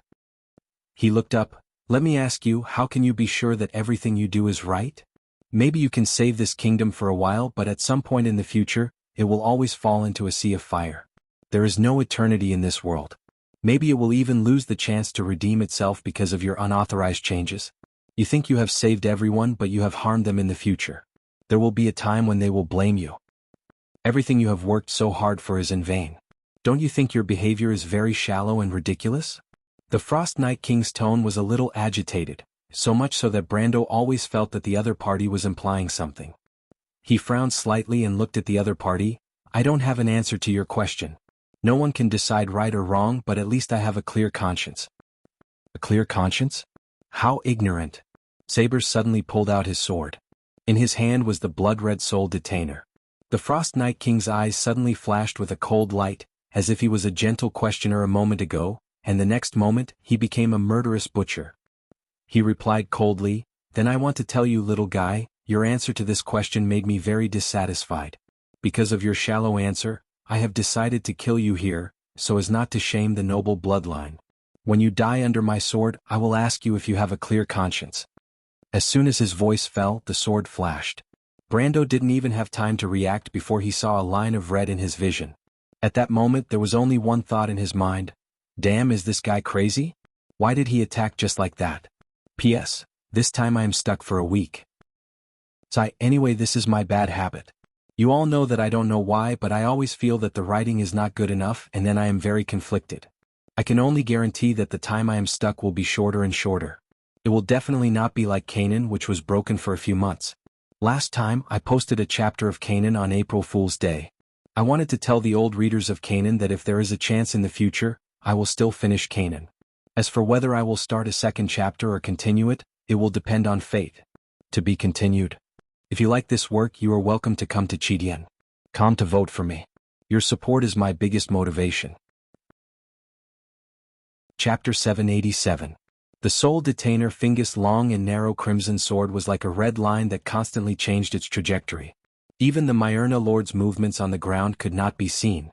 He suddenly left the ground, and his whole body shot towards Brando like a cannonball. How long was that moment? It was as if Brando had opened his lungs to complete a breath, but his chest was still not there. Before he could expand, Saber's pale, cold, wrinkled face with soul fire burning in his eyes had already appeared in his eyes. As the distance was so close, he could even see the deep crisscrossing wrinkles engraved on his opponent's face. Fast. Brando was horrified. Among the magic flowing in the air, the two lines of law from the shallow sea and the mountain of ceasing storms did not move. The elemental power of the pivot also did not move. This was not the skill of the Frost Knight, so this Frost Night King may have only used the skill of the sword to reach this speed, almost surpassing flash strike sword art. How much time was left for Brando to react? Close to zero, and there was no way to retreat because before he could tighten his muscles, the blade of the soul detainer Fingus would hit his left shoulder. From there down, from left to right, it would cut open his chest, and the sword's trajectory would pass right through his heart. Therefore, even if he had the indomitable talent, Brando did not dare to try. Then should I raise my sword to block? No, it's still too slow. This Frost Night King will definitely change his move. Brando's calculation was like a flash of thousands of thoughts. If the long and narrow blade retracted and slashed diagonally upwards, he felt that he would not be able to block it a second time. There was only one chance. Sabers slashed down with a cold face. The blade cut into Brando's body from his left shoulder like a hot knife cutting through butter, but Brando did not seem to be injured. He still raised his sword and stabbed towards the Frost Night King. The wide and thick blade of Haurangaya was pointed straight at Sabers' chest. Huh. Sabers raised his eyebrows slightly, but Brando's movements were too slow in his eyes. However, the blade of Haurangaya was still about 2 inches away from his chest. Sabers calmly retracted his sword and gently patted Brando's sword with the back of the sword. The entire image of Brando froze for a moment, then turned into countless tiny magic particles and dissipated with the wind. The Lord of the Myrna people seemed to have expected this. Without any hesitation, he stepped forward with his right foot and slightly retracted the spirit gatherer Fingus in his hand. It was as if as long as he found the direction Brando was retreating, he would open his claws and fangs like a falcon pouncing on its prey. But to his surprise, after those light blue magic particles dispersed, there was nothing behind them. With a muffled bang, a huge force suddenly came from behind. Although the undead could not feel the tearing pain, he still had to bear the impact of this blow. Sabers staggered forward, his face showing a mixture of disbelief and pain at the same time. Because he was unprepared, Brando's sword had almost shaken his soul fire. Sabers turned his head, and just as he turned around, the long sword wound on his back began to heal. Brando even saw the armor fragments that he cut off fly up from the ground and reassemble on the body of the Frost Night King. But he knew that this was just on the surface. The source of the undead's power came from the dark, twisted soul. He was certain that his sword had at least left a mark on the soul of the undead. Saber's frown was the proof, and another proof was the pale damage number that appeared on the undead's body. He really guessed that I know the 9 luminary sword art. Brando tilted his head slightly and said in his heart. As I said, he must have discovered my existence. This guy is a terrifying warrior. Your 9 luminary sword art has no advantage in front of him. Saint Tassol's voice replied. What a good fight. Sabers sighed faintly. Flash strike sword art, 9 luminary sword art. 4,000 of years, they appeared on the same person at the same time. I can't help but sigh. But why don't you let me see the other inheritance? Is it the Dragon of Fury Alphonse or the Dragon of War Tiamat?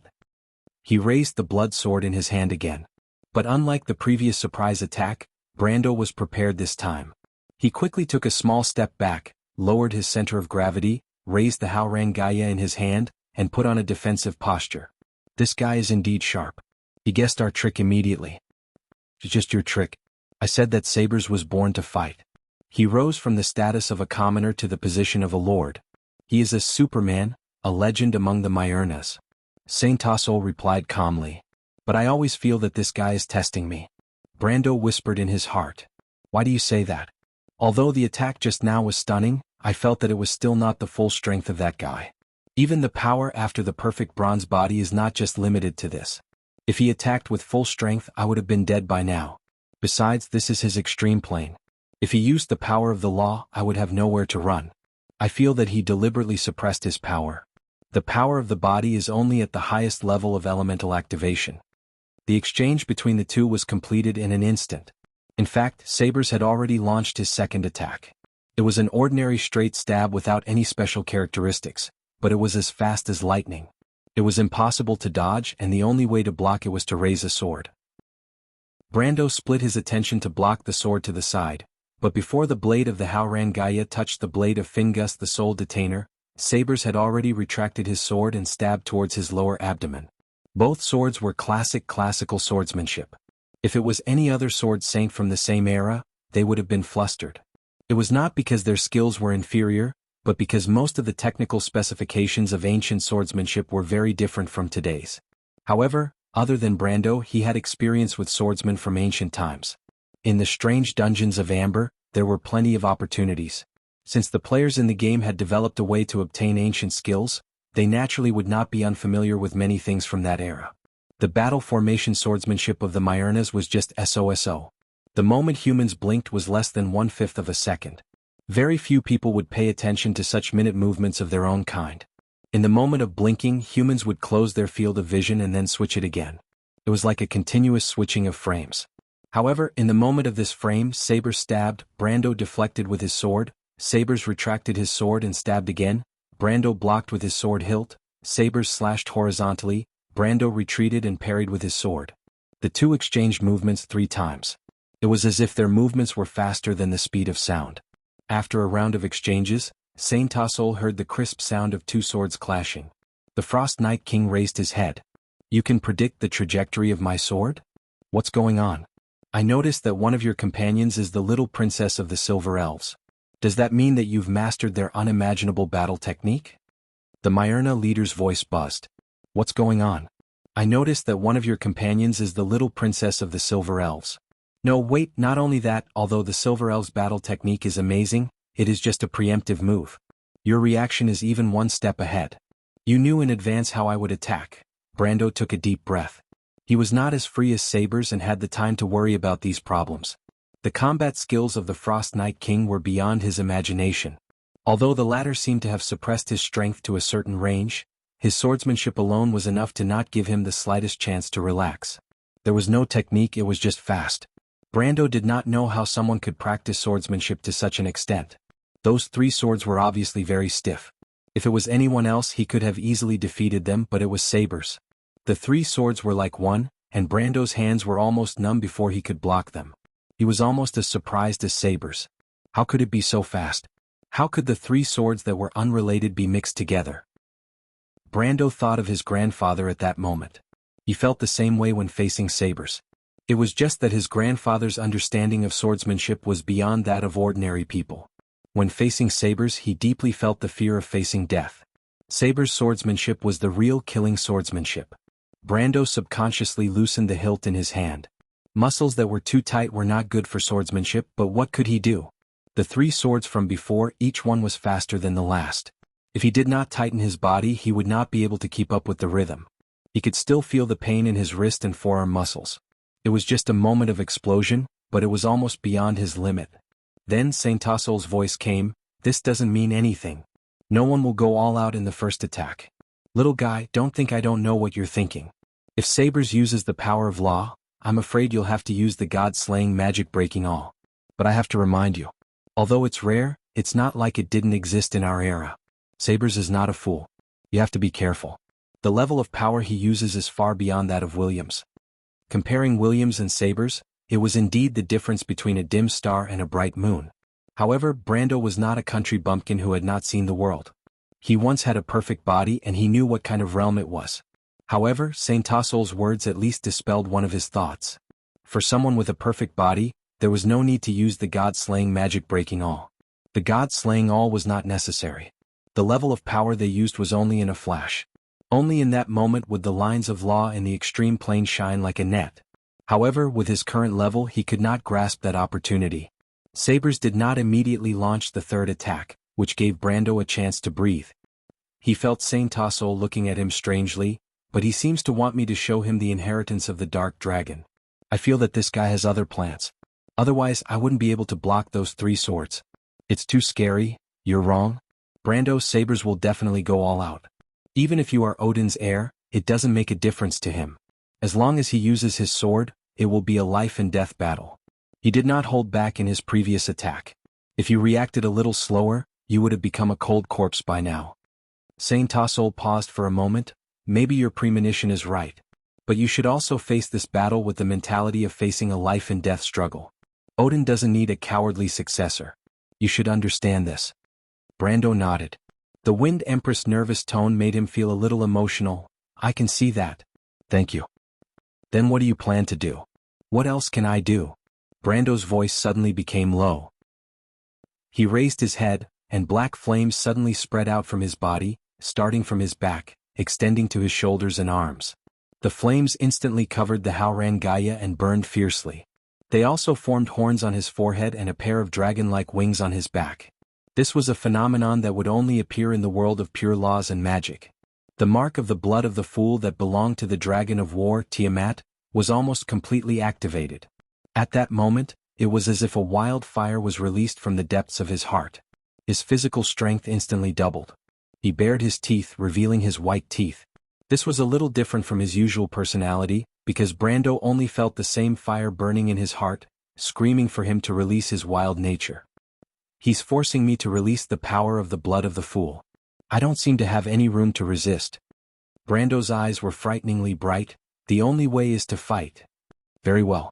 Sabers seemed to be very happy to see this scene. He transferred the blood-red sword from his right hand to his left hand and then stretched out his right hand. Brando saw a whirlwind of ice dust appear out of thin air. The whirlwind gathered in the hand of the Frost Night King and then condensed together to form the shining blue longsword, Frost Chant Sinna.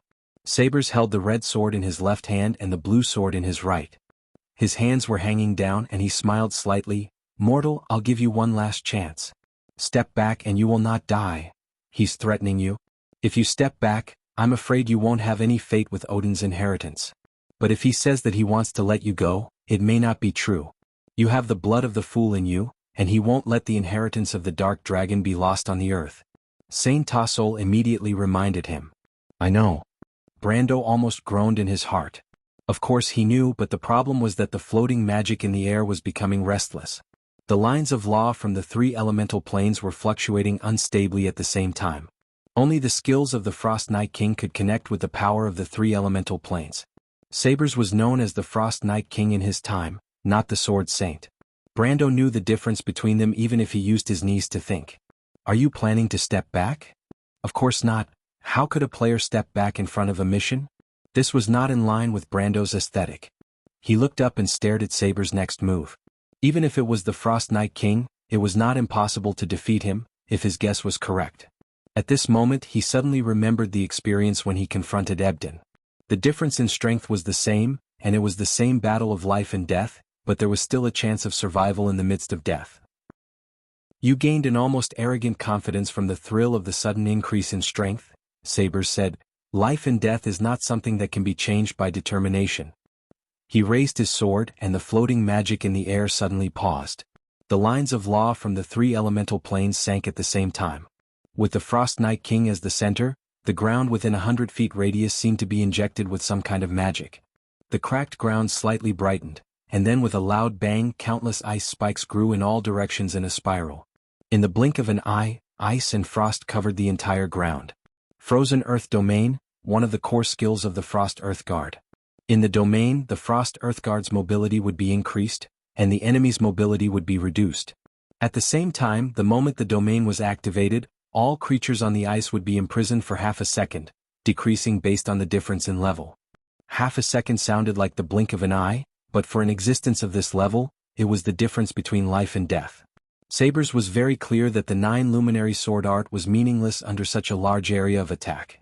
As long as he stayed on the ground he would die.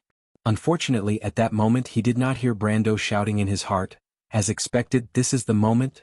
Sabers still wanted to find Brando's figure in the ice fog, but unfortunately it was futile. Then he looked up in surprise and saw Brando jumping up high. If Sabers remembered correctly, since his race disappeared from the Earth, the Frost Earth Guard should have disappeared from the continent for nearly 1,000 years. Even if it was Sonorso, even if it was the Wind Empress in the eyes of mortals, it would be impossible for her to have seen this move of his. In the loneliness of 1,000 years, the only thing he had done other than waiting was to rebuild the inheritance of the Frost Earth Guard. The Frost Knight was now no longer the barbarian who used the power of 3 dimensions to indiscriminately bombard his enemies during the War of the Holy Saints. But what he didn't expect was that for the first time after 1,000 years, he was actually seen through by his opponent. Brando. In Brando's heart, Saint Tassol's voice was equally surprised.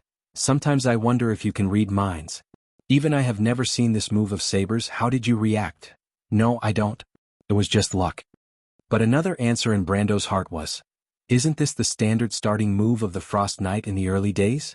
Frozen earth to control the field, cold wind to attack. What's so strange about it? The tactics developed by the Frost Earth Guard in the later days were much more incredible than this. P.S. Okay, I've finally revived. I want to die. If you like this work, you are welcome to come to Chidien. Come to vote for me. Your support is my biggest motivation. Chapter 788. The last blow obviously worked. The world was receding like the tide, turning into spots of light like butterflies, dissipating piece by piece. After the scenery of the endless wilderness under the setting sun faded, what was left behind was the untouched cave under the ice that had been frozen for thousands of years. A gust of cold wind whistled, making Brando and the Shire shudder. My lord? Before he could react, Medish's slightly concerned voice came. Another inquiring voice was slightly calmer. Brando, that thing pulled you to the extreme plains? This was the deep and charming voice of the female Legion commander, Veronica. Where was the extreme plains? Brando suddenly raised his head, but there was no shadow of the dusk, the setting sun, or the wilderness around him, only the blue ice cave. Faraz and his wife, Veronica, the little female dragon and her foodie little brother, Scarlet, Medisha and the huntress she was supporting, Grey-Sword Saint Mephistopheles, and His Royal Highness and the eldest son of the Cruise people, everyone was here as if nothing had happened. Brando looked around, and finally his eyes fell on Babatha and the witches around her a little distance away.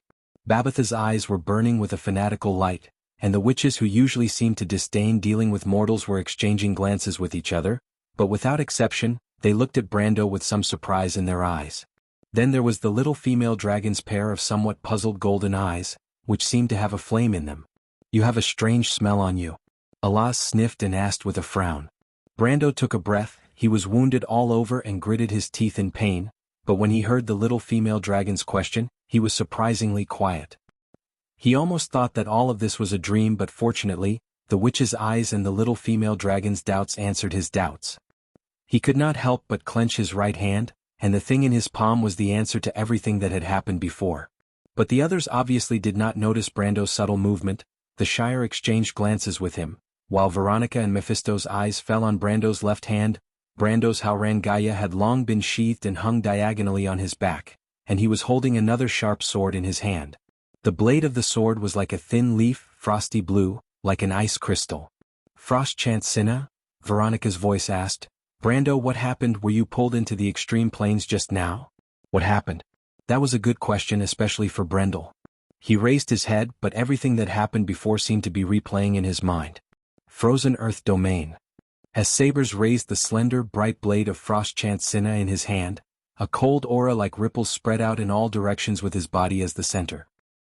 The layer of ice just swept across, followed by the crisp sound of the earth cracking. Countless frosty white icicles broke out of the ground and stretched into the sky like fangs, covering an area of nearly 100 feet in the blink of an eye. Brando finally remembered this move, Frozen Earth Domain Control, Cold Wind Output. He was simply too familiar with it. People would feel nostalgic when they see certain things in the past. This feeling actually originated from the human's reminiscence of the past, and now it was the same for Brando. This retro routine seemed to have pulled him back to the first 3 versions of the Amber Sword. His blood suddenly became restless, and even without the time to react, his body had already moved instinctively. The strength of his muscles suddenly burst out, and he leaped high, with a whoosh as if the air was being torn apart. The icicles that protruded from the ground brushed past the soles of his boots. At that moment, the ancient undead raised its head in surprise. Brando remembered the bright phosphorescence in its eyes at that time. Sabers raised the sword in his hand again, and the blade became equally bright. The ice dust gathered behind him as if it was tangible, and suddenly turned into a cyclone, and then a bone-chilling cold wind seemed to be produced out of thin air. Cold wind, also known as Milo's sword, the sharp blades of the sword were countless bright ice crystals scattered in the cold wind. Those ice crystals were as thin as cicada's wings, harder than steel, and could easily cut through even the hardest armor. The cold wind swept forward, and Sabers and the sword in his hand were like the general commanding the storm. His sword pointed forward, and the storm swallowed everything in front. What a spectacular scene it was. Brando was like a drifting withered leaf in midair, and in the blink of an eye, he was caught in the center of the storm.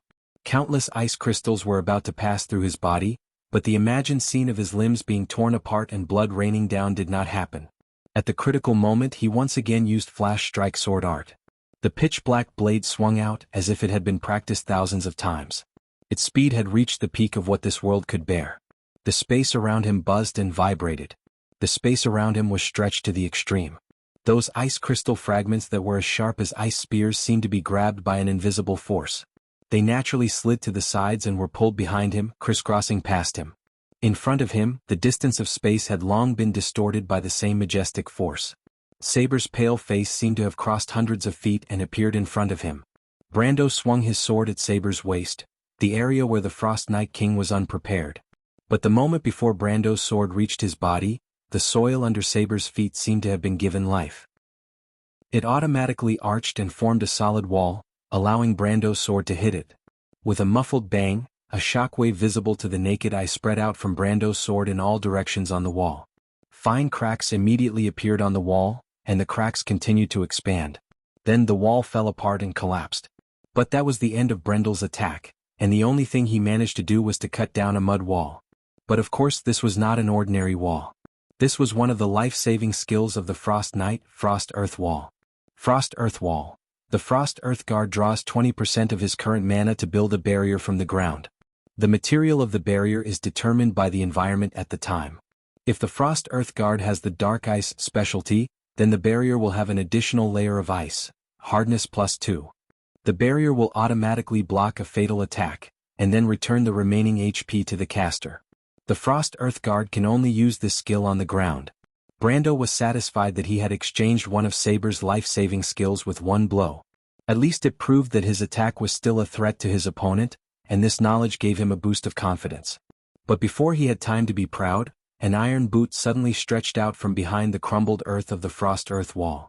It was a pitch-black iron boot with a skeleton pattern on the edge. As everyone knew, the Myrna people had a fanatical worship of death. Because of his blocked vision, Brando had no time to react before he was kicked in the stomach.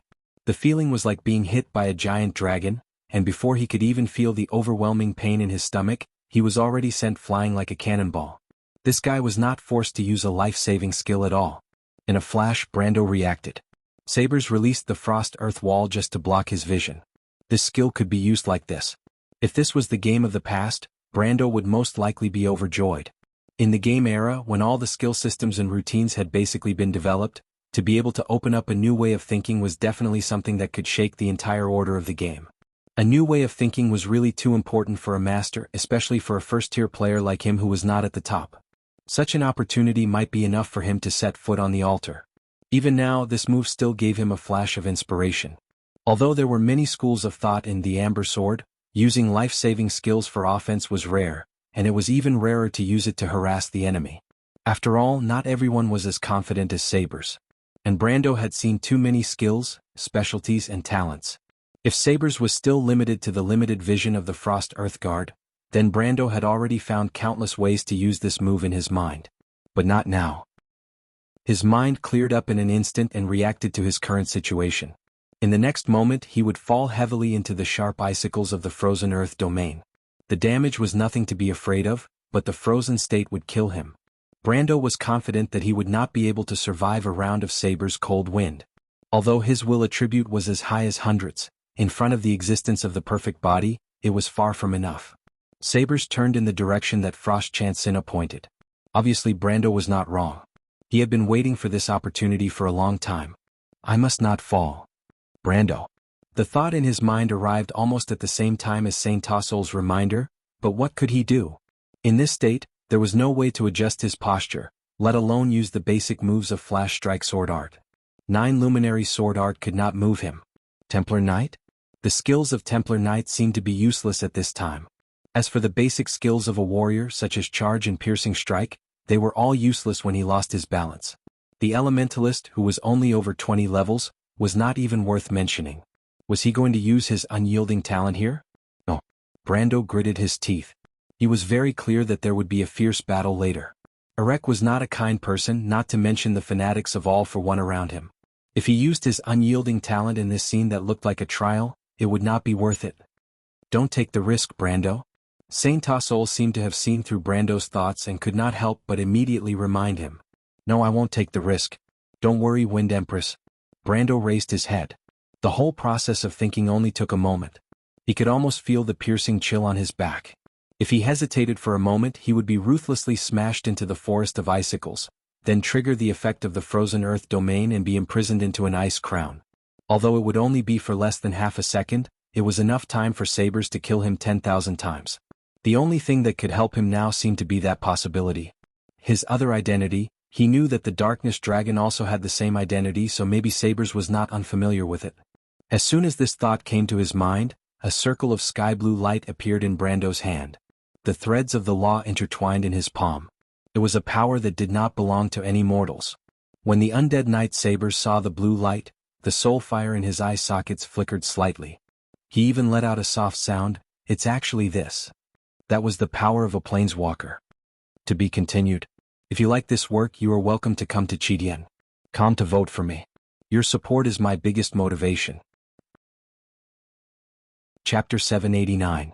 Less than an inch away from the sharp icicles, a network of silver lines extending from the ice surface appeared behind Brando. The definition of a wall in the law was to separate the inside from the outside, and it also had the meaning of stopping.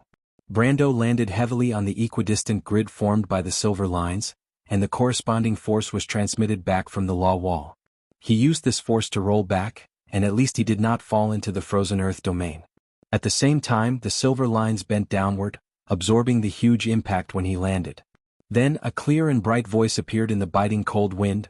In the name of the law, wall, tension, protection, Terathos scepter, lightning counterattack. A 5-foot-tall, 5-foot-wide force-field-shaped shield appeared in front of Brando, and at the same time, a lightning bolt tore through the fog condensed by the frost, making a sizzling sound. It was like a long golden snake, snaking towards Sabers, who was standing in the center of the frozen earth domain. However, the Frost Night King was unmoved, and with a casual pull, he tore the lightning beam into pieces. He raised his head, and the frost mist dissipated, revealing the floating figure behind him. The young wizard floating in midair, the Shire. As early as the battle in Ampere Seal, Brando had been studying ways to fight against the ultimate domain. After the Planeswalker card was displayed, it would be connected to the planeswalker according to the law. Once it was blocked, there was almost no other way to summon it back to his side except for the daily reset time. Therefore, the idea of making planeswalker cards came into being at that time, as a secondary thing that was separated from Brando. Authority. In the law, there was no doubt that the planeswalker card was regarded as a part of Brando's body. Therefore, Brando could summon any set of planeswalker cards to his side at any time, regardless of the distance, the boundary of vision, or even vice versa. In other words, if Brando wanted to, he could even leave the ultimate domain at any time. But that was meaningless. He knew that he could only get the reward of the mission if he defeated Sabers here. He knew very well what it might be. The Frost Night King's silver-white eyes showed a hint of surprise. After the fog parted, what he saw wasn't the planeswalker card holding a silver staff and wearing a patterned white robe, the Shire of the Silver-Robed Wizard. Instead, it was the man who had returned to 1,000 years ago and was crowned as the Dragon of the World, Darkness. However, one of them was facing him while the other had his back. Sabers, can you see the future of this land? Frost Night King, thank you for your hospitality, but it's my turn to attack now. The two voices intertwined and echoed in his ears. Sabers almost squinted his eyes, and a phosphorescence quietly burned in his eyes. Different answers but the same ability and presence, the same destiny and pursuit. He could even remember that terrifying power. When the organization still existed, the scene of the 13 Supreme Managers fighting with unknown enemies on the ancient battlefield was still clear as if it was a memory from yesterday. It's just that the presence of this young man in front of him was different from anyone he had seen before. It was neither Odin, the commander of the Legion, nor Kingston of the Judgment Sword. It was different from anyone. Could there be other Supreme Managers in this world? But there was no time for him to think. Brando borrowed the power of the silver net and charged toward him. At the same time, the Shire that was summoned floating in the sky was chanting a new spell. It was a sonorous draconic word filled with magic, and the pressure was like a sharp claw that pierced through the restless space. Sabers saw all of this. After experiencing thousands of battles, these were just insignificant skills in his eyes. He felt like he could easily resolve the situation in his heart with just a wave of his hand, but he still looked at the scene with interest, as if he was enjoying the process of something interesting sprouting. Maybe this is that person, he thought to himself. Sparks flew in all directions as Haurangaya landed heavily on the spine of the Frost Chance sword. He was shocked because he did not even see when Sabers moved. It was faster than he thought by a hair's breadth. The next moment, 5 blazing golden-red lines had bypassed him and stabbed at Sabers' back like a sharp dagger. This wasn't a flame formed by the gathering of elements, it was purely a high temperature. It was the law of golden lines, heat, high temperature and motion. The Shire's voice was still as sharp as a sword. The golden-red flames hit the back of the Frost Night King. Brando could even see the rising flames and sparks, but to his disappointment, Sabers was unmoved. The pale white damage number that was projected on his retina was a huge 0. It couldn't break through his defense. How did this guy's defense suddenly increase so much? Sabers turned his head, and his eyes were filled with anger. White's phosphorescence was a stark contrast to the uneasiness in his heart, and he almost suffocated. My lord, I feel that the law has been frozen by him. The Shire reminded him hurriedly through telepathy. The Frost Night King has this ability? Brando felt a chill in his heart and quickly avoided his opponent's gaze. He used the 9 luminary sword art to wander around, trying to find a suitable opportunity to cut in. Unfortunately, Sabers at this moment acted like a seasoned swordsman, waiting for Brando's last strike. This made him feel a little discouraged. In fact, at this moment, Brando already had the intention to retreat. He had experienced many battles and understood that there were some chances in battle, but there were other battles where there was no chance of winning. As a wise player or a swordsman at this moment, he should know when to choose to retreat. He decided to fight for the last time.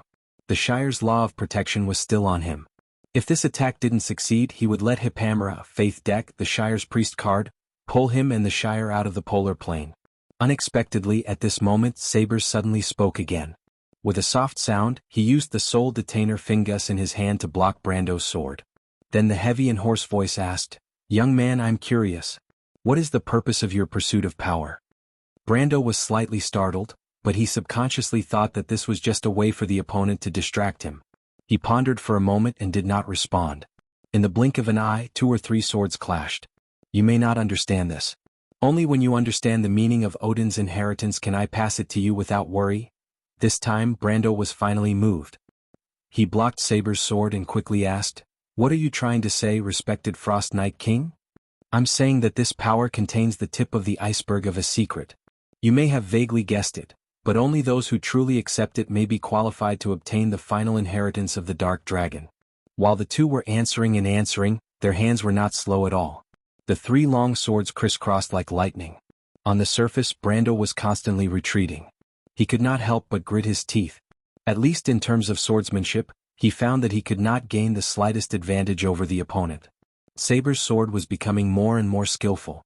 It was as if the Frost Knight King was just teasing him. Finally he found a gap and said, "Secret, you mean the secret behind the Battle of the Holy Saints? The truth?" The soul fire in Saber's eyes suddenly lit up. He suddenly withdrew his sword, giving Brando a chance to breathe. "You are smarter than I thought, young man."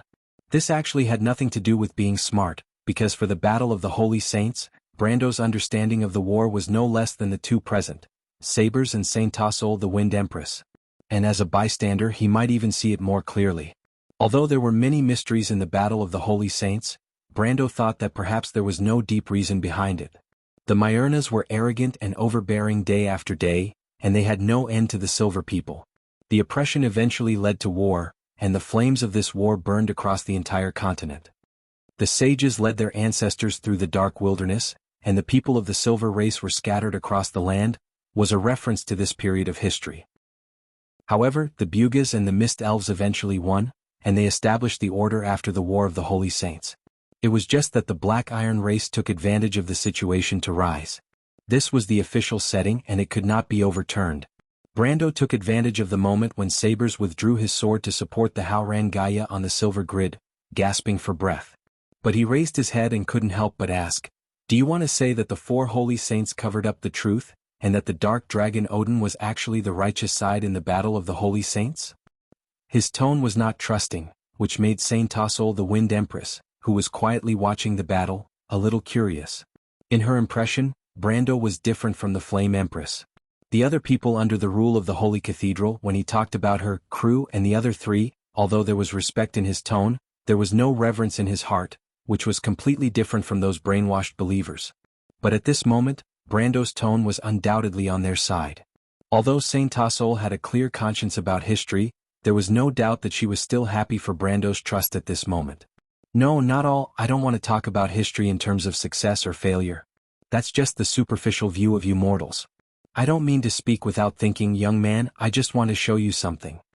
Sabers smiled and replied, the look in his eyes was clearly very interesting. Brendel furrowed his brows. He had actually communicated with Saint Tassol in private, but Saint Tassol's answer was also somewhat curious. "No, let him continue, Brando. I think maybe he didn't say anything wrong. Remember, Sabers is not one of those glib-tongued sycophants around that guy, he is a real warrior." Brando nodded. He looked at the King of the Frost Knight. After Sabers put away his sword, the battle between the two sides came to an end. Although this battle made Brando very unhappy, it was purely a suppression of strength. If he could still maintain his strength at his peak, he felt that he might be able to fight the King of the Frost Knight alone. "What do you want to show me?" he asked. "Just a battlefield." Sabers answered faintly. He raised his hand, and the scenery on the extreme plains changed dramatically again. "There is an eternal battle in our world." Brando was trying to figure out the meaning of this sentence, but his eyes had already reflected a scene that surprised him. It was an endless field, but there were more than just meadows rolling in the wind like wheat waves. At the end of his vision, there were two huge armies marching. Even Saint Tassol the Wind Empress was slightly surprised. Brando might have understood what she was thinking because the army on the horizon was the Black Wing Legion of the Myrna, known as the right wing of the Dark Dragon, the elite of the Myrna. The Black Wing. "We defeated this army in the Great Swamp at the cost of many lives, and Eloranta lost an eye forever in this battle." Brando nodded. He even knew the story behind this and the sacrifice of Orthless. This battle was written into a magnificent poem by poets in later generations to praise the dedication and sacrifice of their ancestors. "Then where is this place? Did you have another war with them?" Saint Tassol shook her head blankly. Obviously, she was also puzzled by the scene in front of her. Brando looked at the other side of the sky. He was curious who the enemy of these arrogant Myrna was, the equally large army that was like a black cloud. On the side, Sabers still seemed to be immersed in his own memories as he told the story. "In this war, I belonged to the 7th column of the Earth Legion, and I was honored to become a commander under Lord Odin, Earth Legion? Isn't it the Black Wing? Brando seemed to have heard the name for the first time, but he felt that it was vaguely familiar. The Frost Night King glanced at him and did not answer the question. It's different from what you think. This legion has been passed down for much longer than you think, and even we don't know the origin of the system. It seems that this legion has existed before the birth of the Myrna. Some say that it even came from the era of the divine people, from before the destruction of Babel Fortress. But warriors like us are like a brand in our blood, and we are born a part of this legion. This memory seems to be inherited from the soul, and it allows us to understand our position in this huge sequence. Everyone has such a responsibility. Can you imagine? Brando opened his mouth slightly. He did not understand what the other party was saying. An army that was born to be a legion? What's going on? But he suddenly felt that he seemed to have heard such a name in the game. Like I said, this is an eternal battle. It's as if there's no beginning and no end. The Earth Legion also exists eternally, as if it's just to fight against their fated enemy, the Frost Night King replied faintly. Fated enemy? Brando? Saint Tassol's voice suddenly came, look over there. It was rare for Brendel to hear the Wind Empress speak to him in such an urgent tone. He frowned and subconsciously turned his head back, but what he saw was a flash of light on the horizon. It was not the light of magic but some kind of strange refraction. Was it the reflection of the armor? No, it did not seem like it. Brando narrowed his eyes. At that moment he finally saw where the refraction came from. It was the color of crystals. Crystal clusters. No, it should be the army of crystal clusters. Brando could not help but subconsciously hold his breath. Martha above, whether it was here or in the game, he had never seen or imagined so many crystal clusters. What was that? To be continued. If you like this work, you are welcome to come to Chidien. Come to vote for me. Your support is my greatest motivation. Chapter 790. The weapons in the hands of the Myrnas and the shining body surface of the crystal clusters were like two shining lines on the horizon, colliding with each other heavily. It was a scene that ordinary people who had never experienced war could not imagine. The earth let out a deafening roar, and the sound of battle was like a tsunami, drowning out the dying cries of the living, and also drowning out fear, hesitation, and all negative emotions. The smoke and dust raised by the war covered the sky, and the dazzling sunlight was also dimmed. The scene in front of them was dazzling and real. However, there was no record of such a war in the history books. There were also no records of such a war under the dust and cobwebs in the white ivory towers of Canada. In the game, the players passed on all kinds of information, but there were still no secrets on the forums of the strange land. The crystal clusters, a species born in the crystal jungle in the player's impression, seemed to be a scattered population isolated from the main historical plot in the game. They existed in the corners of the world where there were few people, and they only appeared occasionally during the journeys of explorers. There was no record of them in history, from the appearance of the divine people to the destruction of Babel Fortress, and then to the golden people who started the second era of mortals. The silver clans, the rise of the silver people, the rise of the silver people, and the rise of the black iron flame on the land, and the erection of the eagle and the hydra flag. In this long history, the historians and white-robed wizards only left a few dull and monotonous records of them. They have no wisdom, no consciousness, and are like a kind of crystal derivative, attacking invaders who approach their territory by instinct. The player's knowledge originated from this, and it was not far off. It was as if the crystal clusters were natural soldiers and cannon fodder set up by the system, only adding some mysterious color to this strange world. But who would have thought that there was such a war on the other side of history? On one side of the war were the noble golden people, the Myrnas, the founders of the empire, the ancestors, and the servants of the dark dragon. They were once the enemies of an entire world, but even their hatred could not hide the radiance of their bloodline, the golden blood that flowed within their bodies that the divine people had promised their descendants. The other side was beyond Brando's imagination, or rather the other half of his soul, Sophie's imagination. It was the crystal cluster, a rarity in her impression. As for the scattered groups, according to the records of the sages, they should have acted like wild beasts, following their instincts. But here, the crystal clusters had formed a well-organized army. They had their own flag, armor, and weapons. They were disciplined, and their organization and scale were not inferior to the descendants of the gods that they were facing. Brando realized that he might have seen another civilization, a strange one that he had never heard of, a civilization that had been isolated from history. The civilization of the crystal cluster. Wait, I should have expected this.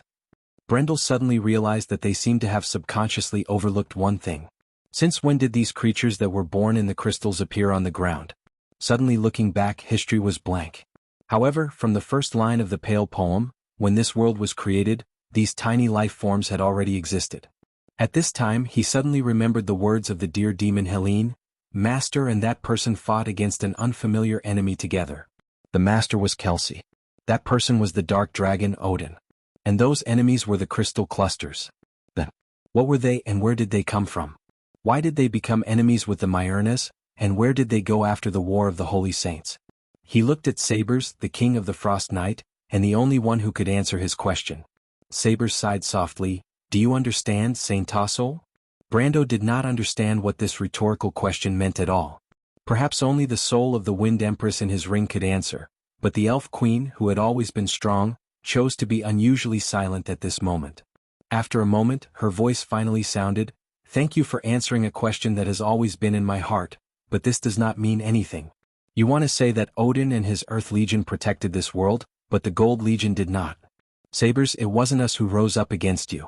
It was you who chose to walk down this path that was bound to fail, thousands of years ago. Brando frowned.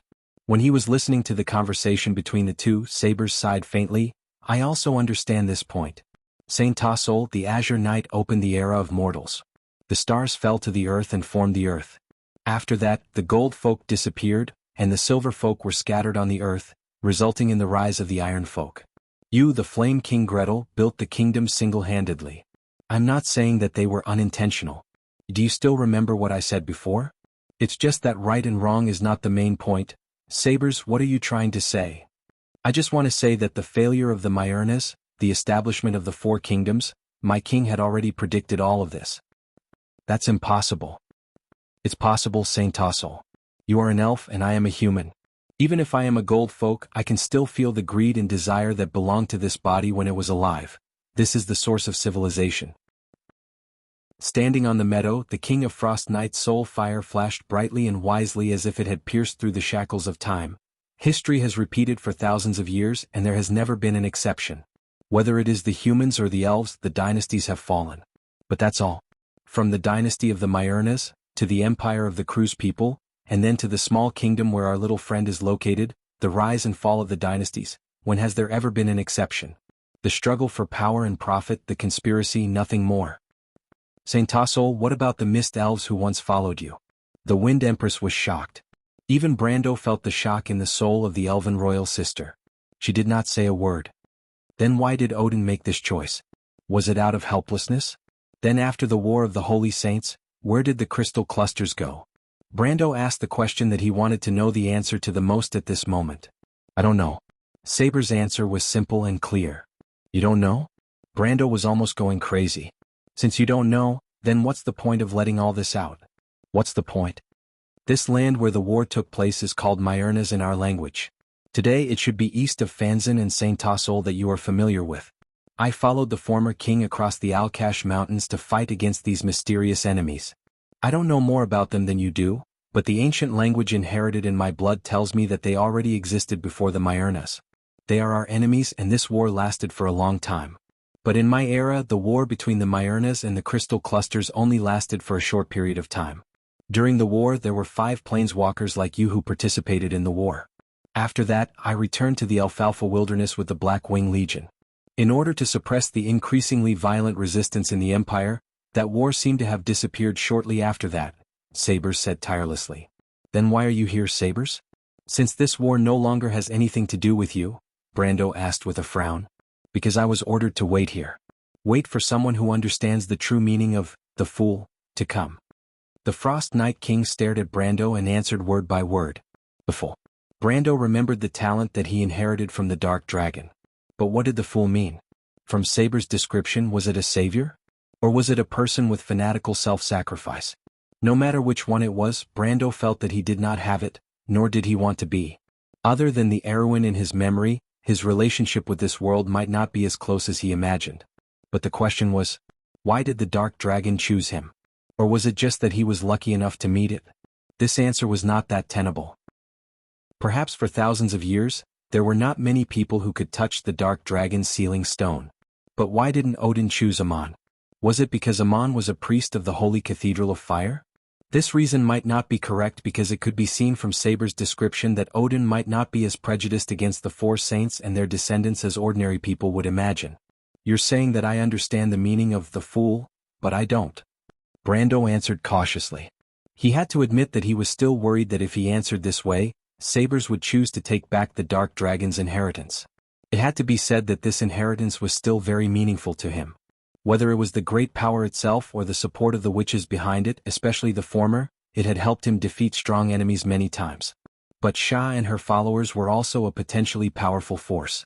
No one knew better than Brando about the witches' infiltration and understanding of this world.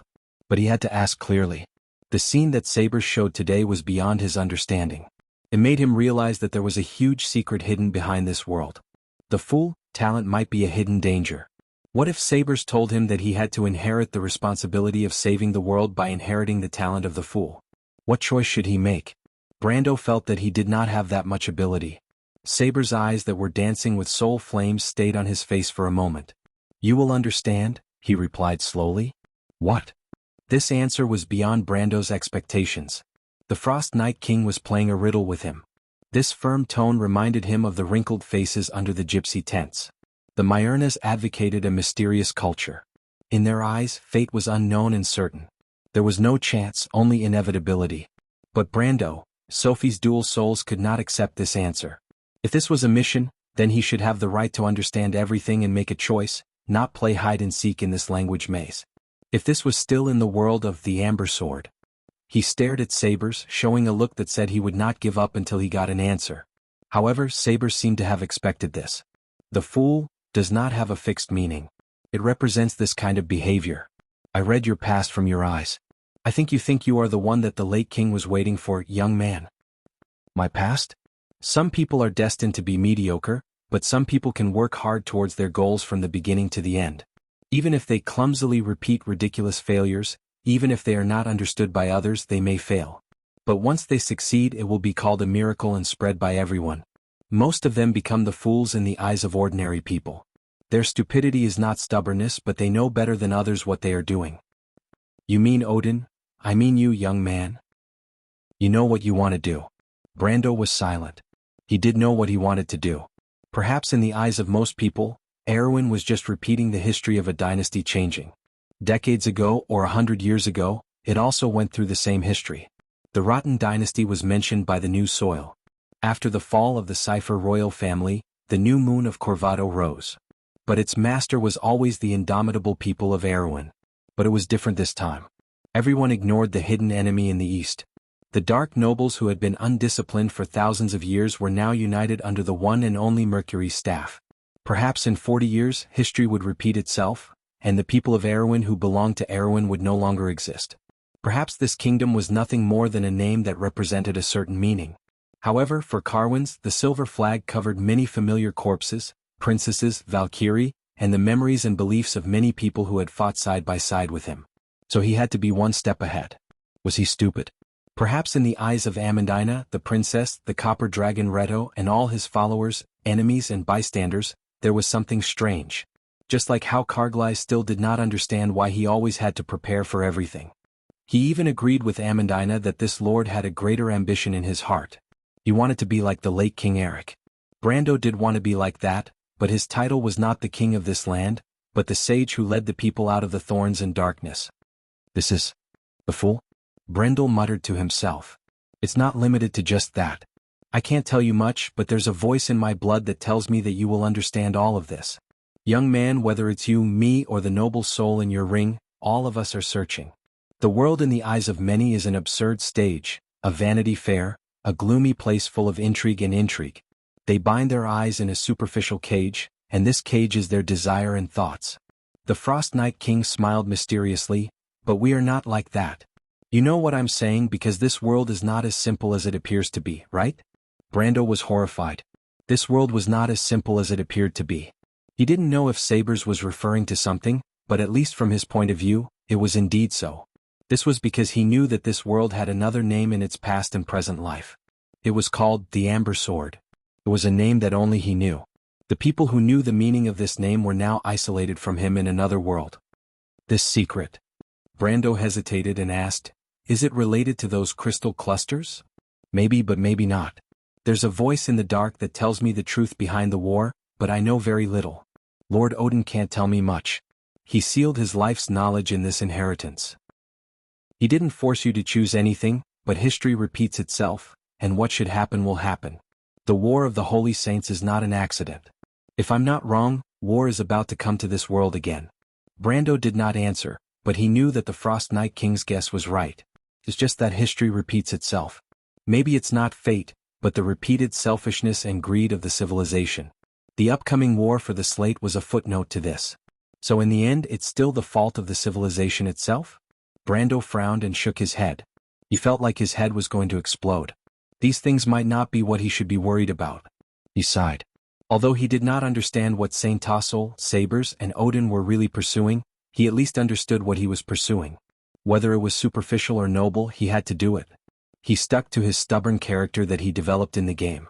He looked up and decided not to play games with the Frost Night King. In his opinion, this might be the Frost Night King's own bad taste. The Myrnas worshipped mystery, and they always played with their agnosticism carefully and delicately. However, Brando had his own way of doing things. He opened his mouth and interrupted Saber's long speech. You mean, only when I understand all of this, I am qualified to inherit the Dark Dragon's inheritance? No. Saber shook his head.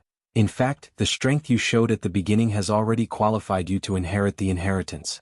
I just want to tell you everything that happened behind the scenes of this war. Whether it's the Cruise people or the Wind Elves, it's still far from the time when you can sit back and relax. Brando quietly stared at the Frost Night King. The hidden meaning in his eyes was, if that's the case, what's the point of all the nonsense you said before? If he was alive, perhaps he would feel a little embarrassed facing Brando's questioning gaze. However, Sabers was an undead. Thousands of years of icy wind had already frozen his withered skeleton-like cheeks. Therefore, the Frost Night King's expression did not change, because this is the mission I've been waiting for here. What does that have to do with me? It's impossible for me to follow the path of the Dark Dragon. In my opinion, what I've inherited is merely his legacy and not his will. I hope you can understand this. Brendel hesitated for a moment before deciding to tell the truth. I'll never follow the path of the Dark Dragon. In my opinion, I've only inherited his legacy and not his will. When Brando said this, he felt a little praise in his heart. Sir Saint Tassel? He could not help but feel a little puzzled.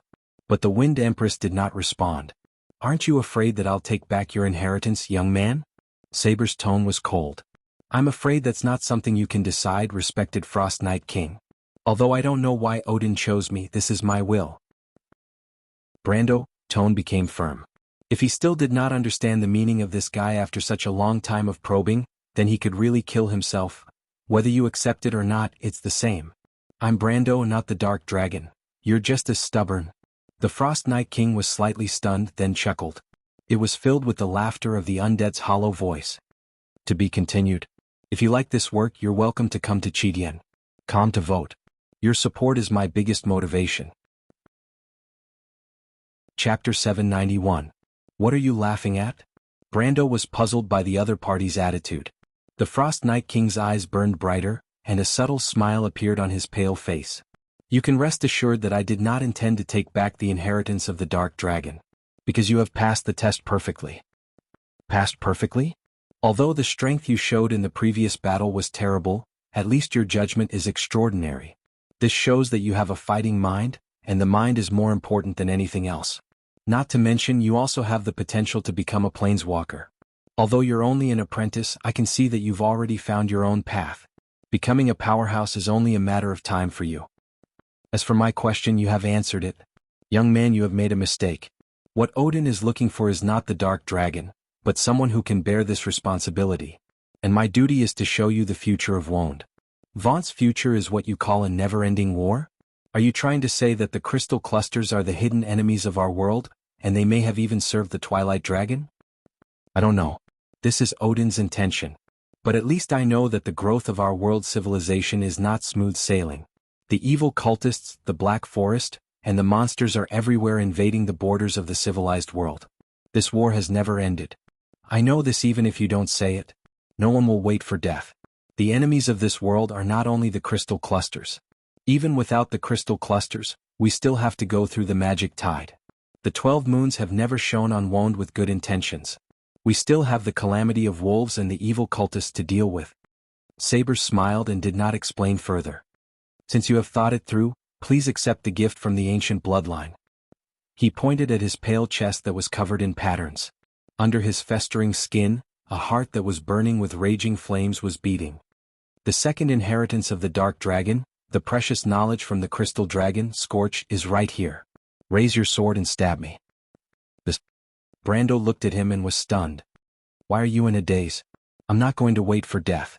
Sabers raised the frost blade in his hand. The treasure is with me. If you want to use it, use your sword to take it. *CK, the ice cave was rather quiet. Someone had already finished telling the story of what had happened earlier. In his hand, the bright blade of Frost Chancina was placed horizontally, reflecting the ice that had accumulated over tens of thousands of years on top of the cave, forming a cold pond. Brendel stared at his left hand. From an outsider's point of view, it was covered with a layer of dragon scales, the blessing of the dragon god. But under the armor, the skin on the back of his hand was scorched, and the ugly charred wounds were spread out in a radial pattern. In the center of these twisted wounds, there was a black gem that glowed, and within the gem was a flame as bright as amber. That was the Dark Dragon's second legacy, the Ash Sword Saint. Alaz did not speak for a long time, as if she was still thinking about the war described by Sabers. Everyone was thinking about why the Myrna Lord appeared here and only pulled Count Tonagel into the extreme planes. Brando certainly did not mention the Dark Dragon's inheritance, but the future that Sabers showed him was enough to attract the attention of others. A person's voice sounded. How can you be sure that what he showed you is real? The one who spoke was Prince Leneret Aurelius. The expression on the prince's face was indifferent to trust or distrust. It only made people believe that he only spoke out of an instinctive desire to control the topic. He never wanted us to believe that it was real, Your Highness. He just showed it to us. As for whether we believe it or not, it doesn't hurt him at all. After all, that's Sabers. I've heard legends about this person from my father since I was very young. The King of the Frost Night. Such a character really doesn't need to play tricks with us. Not to mention that he was already dead long before the end of the War of the Holy Saints. Veronica denied Leneret's question. Even the Prince of Cruz did not dare to question his mentor's judgment.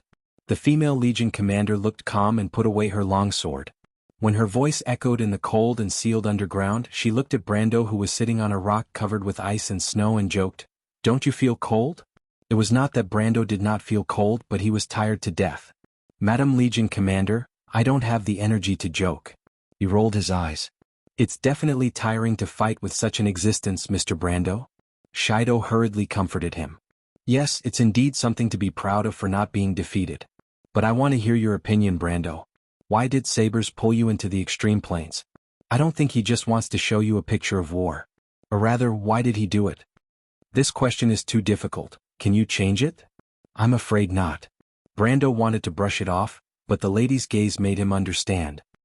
He was afraid that he had to find a reasonable reason today, or he would not be able to convince her. The commander of Azure Skies had already proven her shrewdness back in the Loop of Trade Winds. She wasn't asking her this question because she had lost her ability to discern the situation. "Okay, I think he wants to warn us." "Warn us?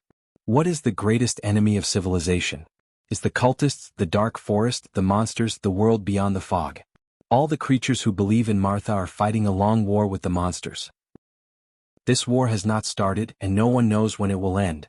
This story seems to be written like this, but has anyone ever thought about why it is like this? That's something that the scholars have to explore. Our scholars have unearthed many ancient tablets and documents.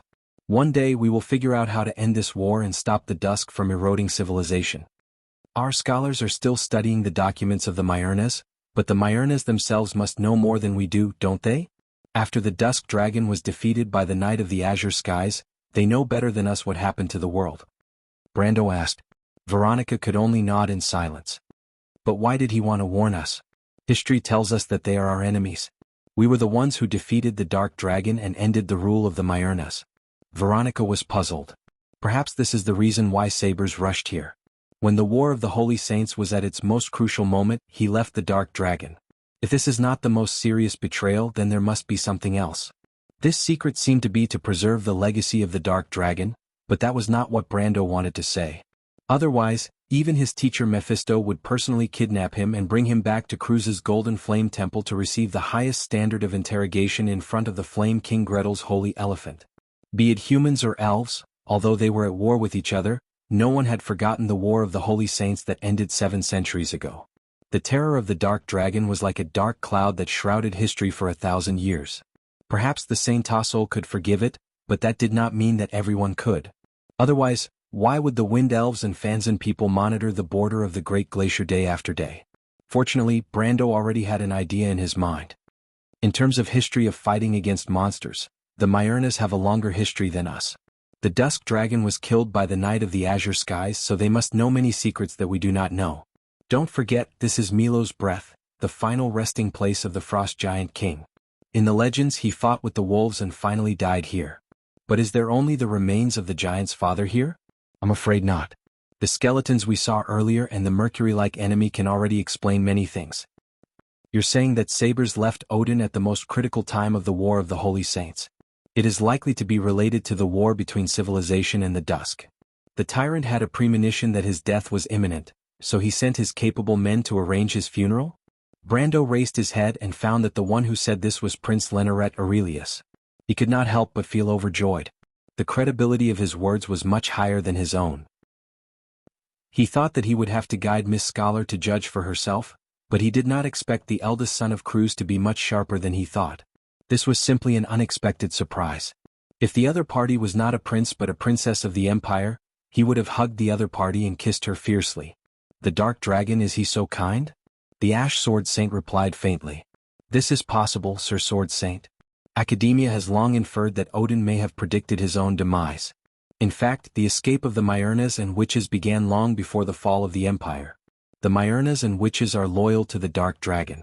If not for this, they would never abandon the tyrant. This is actually not unreasonable. The tyrannical rule of the Myurnas has already sowed the root of the Empire's destruction. The justice of history cannot be resisted. With Odin's wisdom, I'm afraid he has already seen through their inevitable end, Shido explained softly. Odin is the Dark Dragon, but he also believes in Martha. Monsters and cultists are not only our enemies. Prince Leneret was obviously very dissatisfied with Mephisto's questioning of him. Then what kind of secret is hidden here? Veronica frowned. I think this is what Sabers wants to warn us. I suspect that there may be something sealed here. Otherwise Erek would have rushed here. They have already gotten the heart of the dragon. They don't need to play hide and seek with us here. After Brando finished this sentence, his face suddenly changed and he stood up straight. He just wanted to find a plausible excuse, but now he suddenly felt that it might not be impossible for it to be the truth. As he said, why did Erek and the others want to enter Milo's breath so badly? They were not a group of ordinary people. They were cultists, the enemies that Sabers mentioned. Moreover, the inheritance of the Dark Dragon could be placed anywhere. It did not have to come to this desolate place. The more Brando thought about it, the more he felt that it was possible. His mind was once again filled with his strange dream. Why did the Myurnas guard this place day after day? Oh no, didn't we always feel that something is watching us from behind? He turned around and said to everyone with a serious face. What is it? Alaz squinted her golden eyes and finally spoke. She was not interested in sabers, but she was very curious about this matter. But Brando did not answer her directly. Instead he said, I think I know what Erek and the others want to do. Brando, have you guessed something? Veronica asked. Brando nodded. You guys are good. If I'm not wrong, All for One is about to awaken that thing. That thing? Yes, that thing. The hidden boss that was said to have never appeared in the Frost Forest. The awakening god Suresh. To be continued. If you like this work, you are welcome to come to Chidian. Come to vote for me. Your support is my biggest motivation. Chapter 792. The streets were filled with fog. A young girl from a candle shop walked slowly with a bundle of lamb oil candles in her arms. The White Rose Avenue of the City of Ashes was reviving with the first glimmer of dawn. The owner of the Imperial City's grocery store, Ma Pei, opened the door and greeted the young girl. Seti, you're early. Good morning, Mr. Ma Pei. Seti replied with a smile. The palace is rushing me, so of course I'm early. I saw you working late last night. Isn't this too tiring? Yes, it's because my father's legs aren't very nimble. As his daughter, this is what I should do. Old Chris is really lucky to have such a good daughter. The owner of the grocery store complained indignantly, unlike that bastard of mine. The young girl held the candle and smiled. Just as she was about to reply, the sound of horses galloping could be heard from the street leading to the sacred Silver Palace.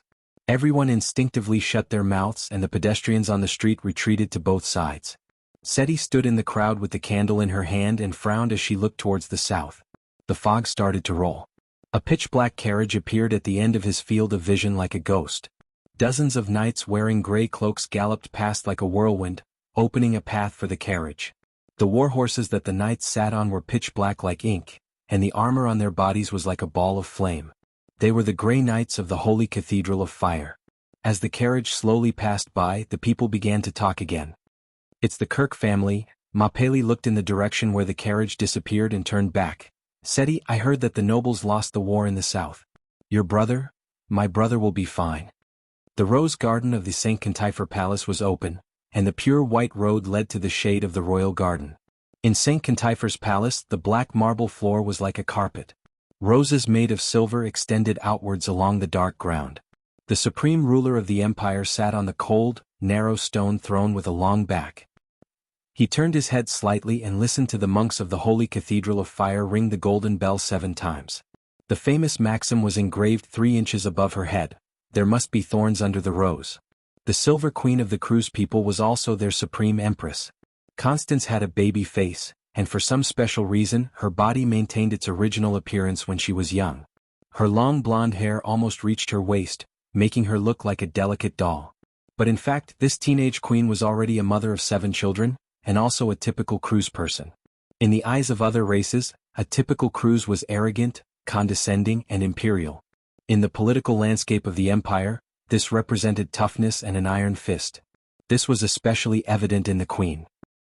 The queen looked straight ahead, and in her field of vision was the scenery she saw every day. The Golden Palace had no gates, so the power of the empress was not limited. Everywhere she looked, it was the territory of the empire, and also the backyard of the empire's conquerors. But there, the clouds in the sky to the north of the palace were low and rolling, as if a rare storm was brewing. This storm had never been experienced in Wone for 1,000 years, and no one had seen it before. So, at this moment, no one knew what kind of magnificent era it would usher in for this world. Looking straight ahead, the Silver Queen's gaze never fell on her courtiers. However, she suddenly waved her hand in annoyance, interrupting the courtiers below. "I don't want to hear you talk about what happened in the south. House of Ashrik, your eldest daughter offended the Druids in the loop of trade winds. I can forgive that. House Rupert, Williams suffered a loss at the hands of Owain, but he is already dead. The dead have no sins. I only want to know 2 things. First, who gave Williams the authority to mobilize the border fleet? Second, who is the new Count Tonagel who defeated our Erwin? Does he know how to use heaven's armament? What is his relationship with the arrogant knight in the north?" As soon as Constance finished speaking, an old man covered in sweat crawled out from the direction of the Williams family. "Your Majesty, please be merciful and give us this opportunity. We will definitely find that person. He is not only an enemy of the empire but also of our family." Constance only glanced at Duke Cecil for a moment. She looked up. "Erwin is no longer important to the empire today.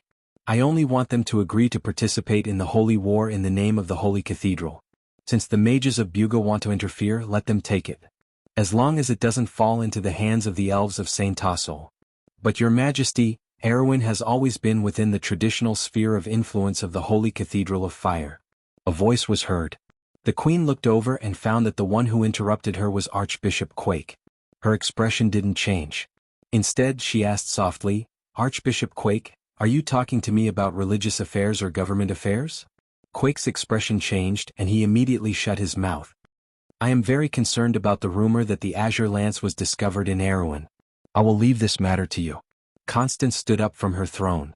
She was short, but no one dared to underestimate her. For a moment, no one in St. Cantipe Palace dared to breathe. The queen looked around and then left with the escort of her servants. In a corner of St. Cantipe Palace, House Kirk and House Ashrik were almost gathered together. Duke Helix and Count Rodney watched the queen leave. The latter could not help but smack his lips. "Before you come into contact with Her Majesty, it is hard to imagine that such a woman has controlled the empire for 40 years. I am ashamed to say that when I was young, I used to fantasize about her. Her Majesty's appearance was fixed at a young age because of a special experience. Seriously speaking, when I was your age, Her Majesty was already like this. Duke Helix's hair was white and his eyebrows were straight into his temples. His face was full of hardships, but he did not put on airs when talking to Count Rodney, who was a generation younger than him. Everyone knew that House Kirk and House Ashrick were very close. House Ashrick's current matriarch, Veronica, was even the swordsmanship teacher of Duke Helix's 2 granddaughters. Her Majesty's health is not as good as it used to be. Otherwise, she would not have agreed to let the princes of this generation go out for training. Count Rodney nodded. At the same time, he looked at Duke Cecil, who was ignored by the Silver Queen, with a little pity. He said gloatingly, "House Cecil is going to be unlucky this time. Williams has really left them a big problem." "Don't be happy too early." The Duke shook his head disapprovingly. At his age he had seen too many ups and downs. "Don't think that old man Cecil is trembling in front of Her Majesty.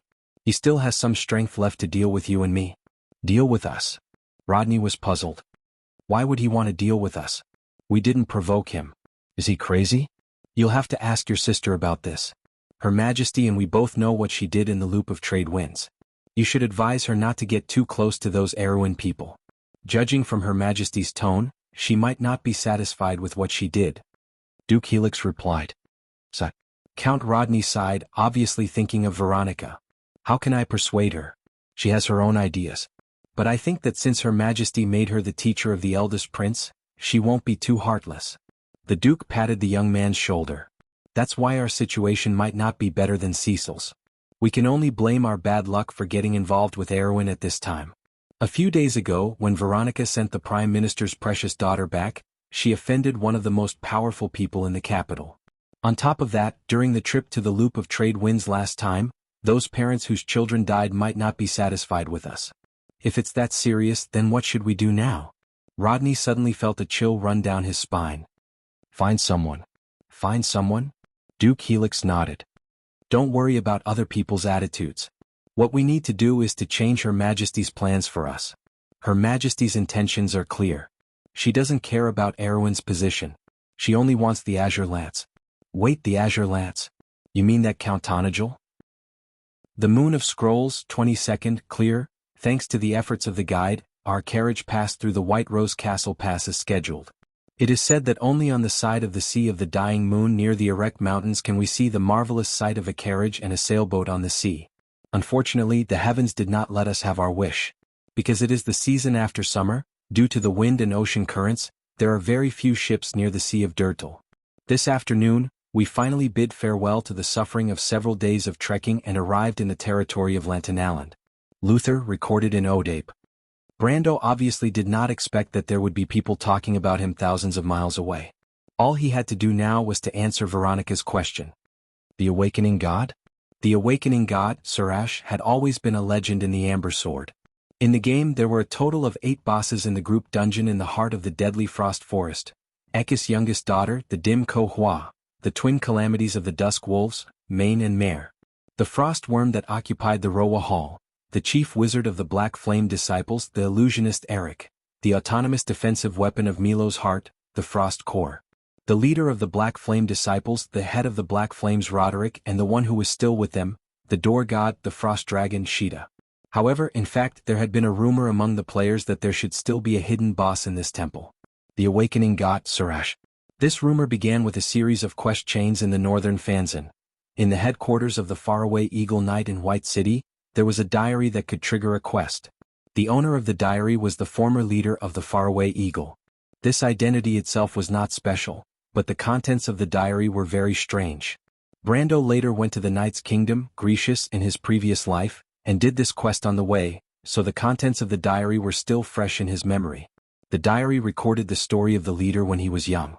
At that time he was just an ordinary mercenary and had no contact with the famous mercenary group, the Eagle of Faraway Knights. In the diary he wrote about his adventurous travels with an archaeological team to various parts of the world. The owner of the diary was very proud of these experiences because it was indeed rare for ordinary people to see and hear. However, there were also some things that the owner of the diary couldn't understand. One of the most famous was the mystery of Odape. The diary wrote that in the summer of 312, which was the year of thunder, more than half a century ago. At that time Erwin's Anson XI had just ascended the throne and issued a militia training decree. The era of Erwin's prosperity had just begun. The owner of the diary followed his archaeological group to a small kingdom located at the border of Cruz. They crossed the plateau between Erwin and Cruz and inspected the ruins left behind by the Myernas. After that they went all the way south past Ampere Seal, and arrived at a fishing village in Odape. There, the owner of the diary described something interesting that they saw. They found that the local residents were all worshipping a god with a specific image. This is really an interesting thing. The locals described the god as having a face like thunder, eyes like fire, and skin that shone like silver. Every night, it would come from the south, riding on a flame, and after patrolling the sky once, it would return to the south. But as far as I know, ever since the night of azure pierced the sky and caused the stars to fall to the ground, the dispute between the gods subsided. After that, the gods and the divine people left one together. Although the laws they left behind still protect our world, the specific god no longer exists on this land. The diary described it as such. But surprisingly, in the following days, the owner of the diary and his group also witnessed the descent of the god with their own eyes. A red pillar of fire rose from the south, and the flames seemed to burn the night sky in that direction. The whole night sky was fiery red. Then I witnessed the miracle with my own eyes. There seemed to be a path in the sky that did not exist, and a specific god walked along it. After circling the sky, it returned to the pillar of fire. In order to prove that I did not fabricate facts out of thin air, I recorded the appearance of the god I saw here. His skin seemed to be made of shiny metal, and his whole body was flowing with silver light and surrounded by lightning. His eyes were gushing with golden flames. Then the archaeological group set off to the south to investigate this matter. Unfortunately, when they passed by Twin Woods town between Beta Vernon and Golden Woods Forest, they were attacked by a dragon. The dragon did not kill them but took away all their supplies. They had no choice but to cancel the temporary trip. After returning to White City, the owner of the diary had been brooding over this matter, but unfortunately, this trip was his last long-distance trip. Not long after that, he had no choice but to join the faraway Eagles. Although his excellent knowledge and talent allowed him to quickly rise to the top of the mercenary knight order and rise to the center of power, what he saw in the fishing village of Odapi had always been a question in his heart. This question lingered until the death of the owner of the diary, but it did not disappear into the dust until the players found this diary.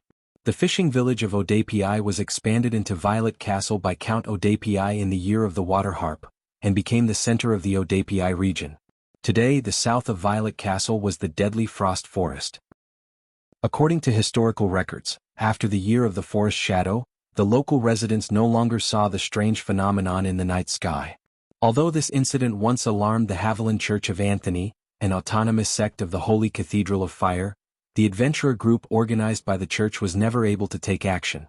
After about a year and a half, the frequency of the strange phenomenon gradually decreased, and the matter was left unsettled. Because of this, there were very few written records of this short-lived god, which brought great difficulty to the players' later investigation. Even when the players' strength had grown to the point where they could enter the deadly frost forest alone, they still could not solve this mystery. The question in the heart of the faraway Eagles leader had since become the most mysterious legend among the players. So, if Arek is really looking for that thing, then it's easy. If the Frost Night King Sabers really wants to remind us of this, it might save us a lot of time. Brendel explained the contents of the diary to Veronica and the others. If the Frost Night King Sabers wants to remind us of this, it might save us a lot of time. What do you mean, Count? Before Veronica could speak, Shido, who was standing beside her, could not hold back her curiosity and asked, "Is there any important information recorded in the diary?" "That's not it." Brando thought that if that was the case, this mystery would not have become one of the biggest questions in the minds of the players later on. But the problem was, now they had an unexpected reward. In fact, Brando and Veronica's eyes fell on Sheeta. And before they could, the one who spoke first was the little female dragon, Alaz. "Tell me what's going on." Alaz stared at her own kind with her golden eyes, showing her snow-white little fangs as a threat. "Don't tell me you didn't hear what that guy said just now, or I'll twist your ears off." "No." The little fat dragon covered his ears pitifully and screamed, "I don't know, I've been here for a long time, but I've been sleeping for a long time. You know that too, Allah's sister." "Is that so? So you stole someone's convoy while you were sleepwalking?" The little female dragon snorted coldly and suddenly pounced on Sheeta's ears, making the latter scream like a pig being slaughtered. She said fiercely, "Don't try to lie to me, tell me the truth." "Wah wah wah, gentler sister. I'll talk. Sheeta screamed.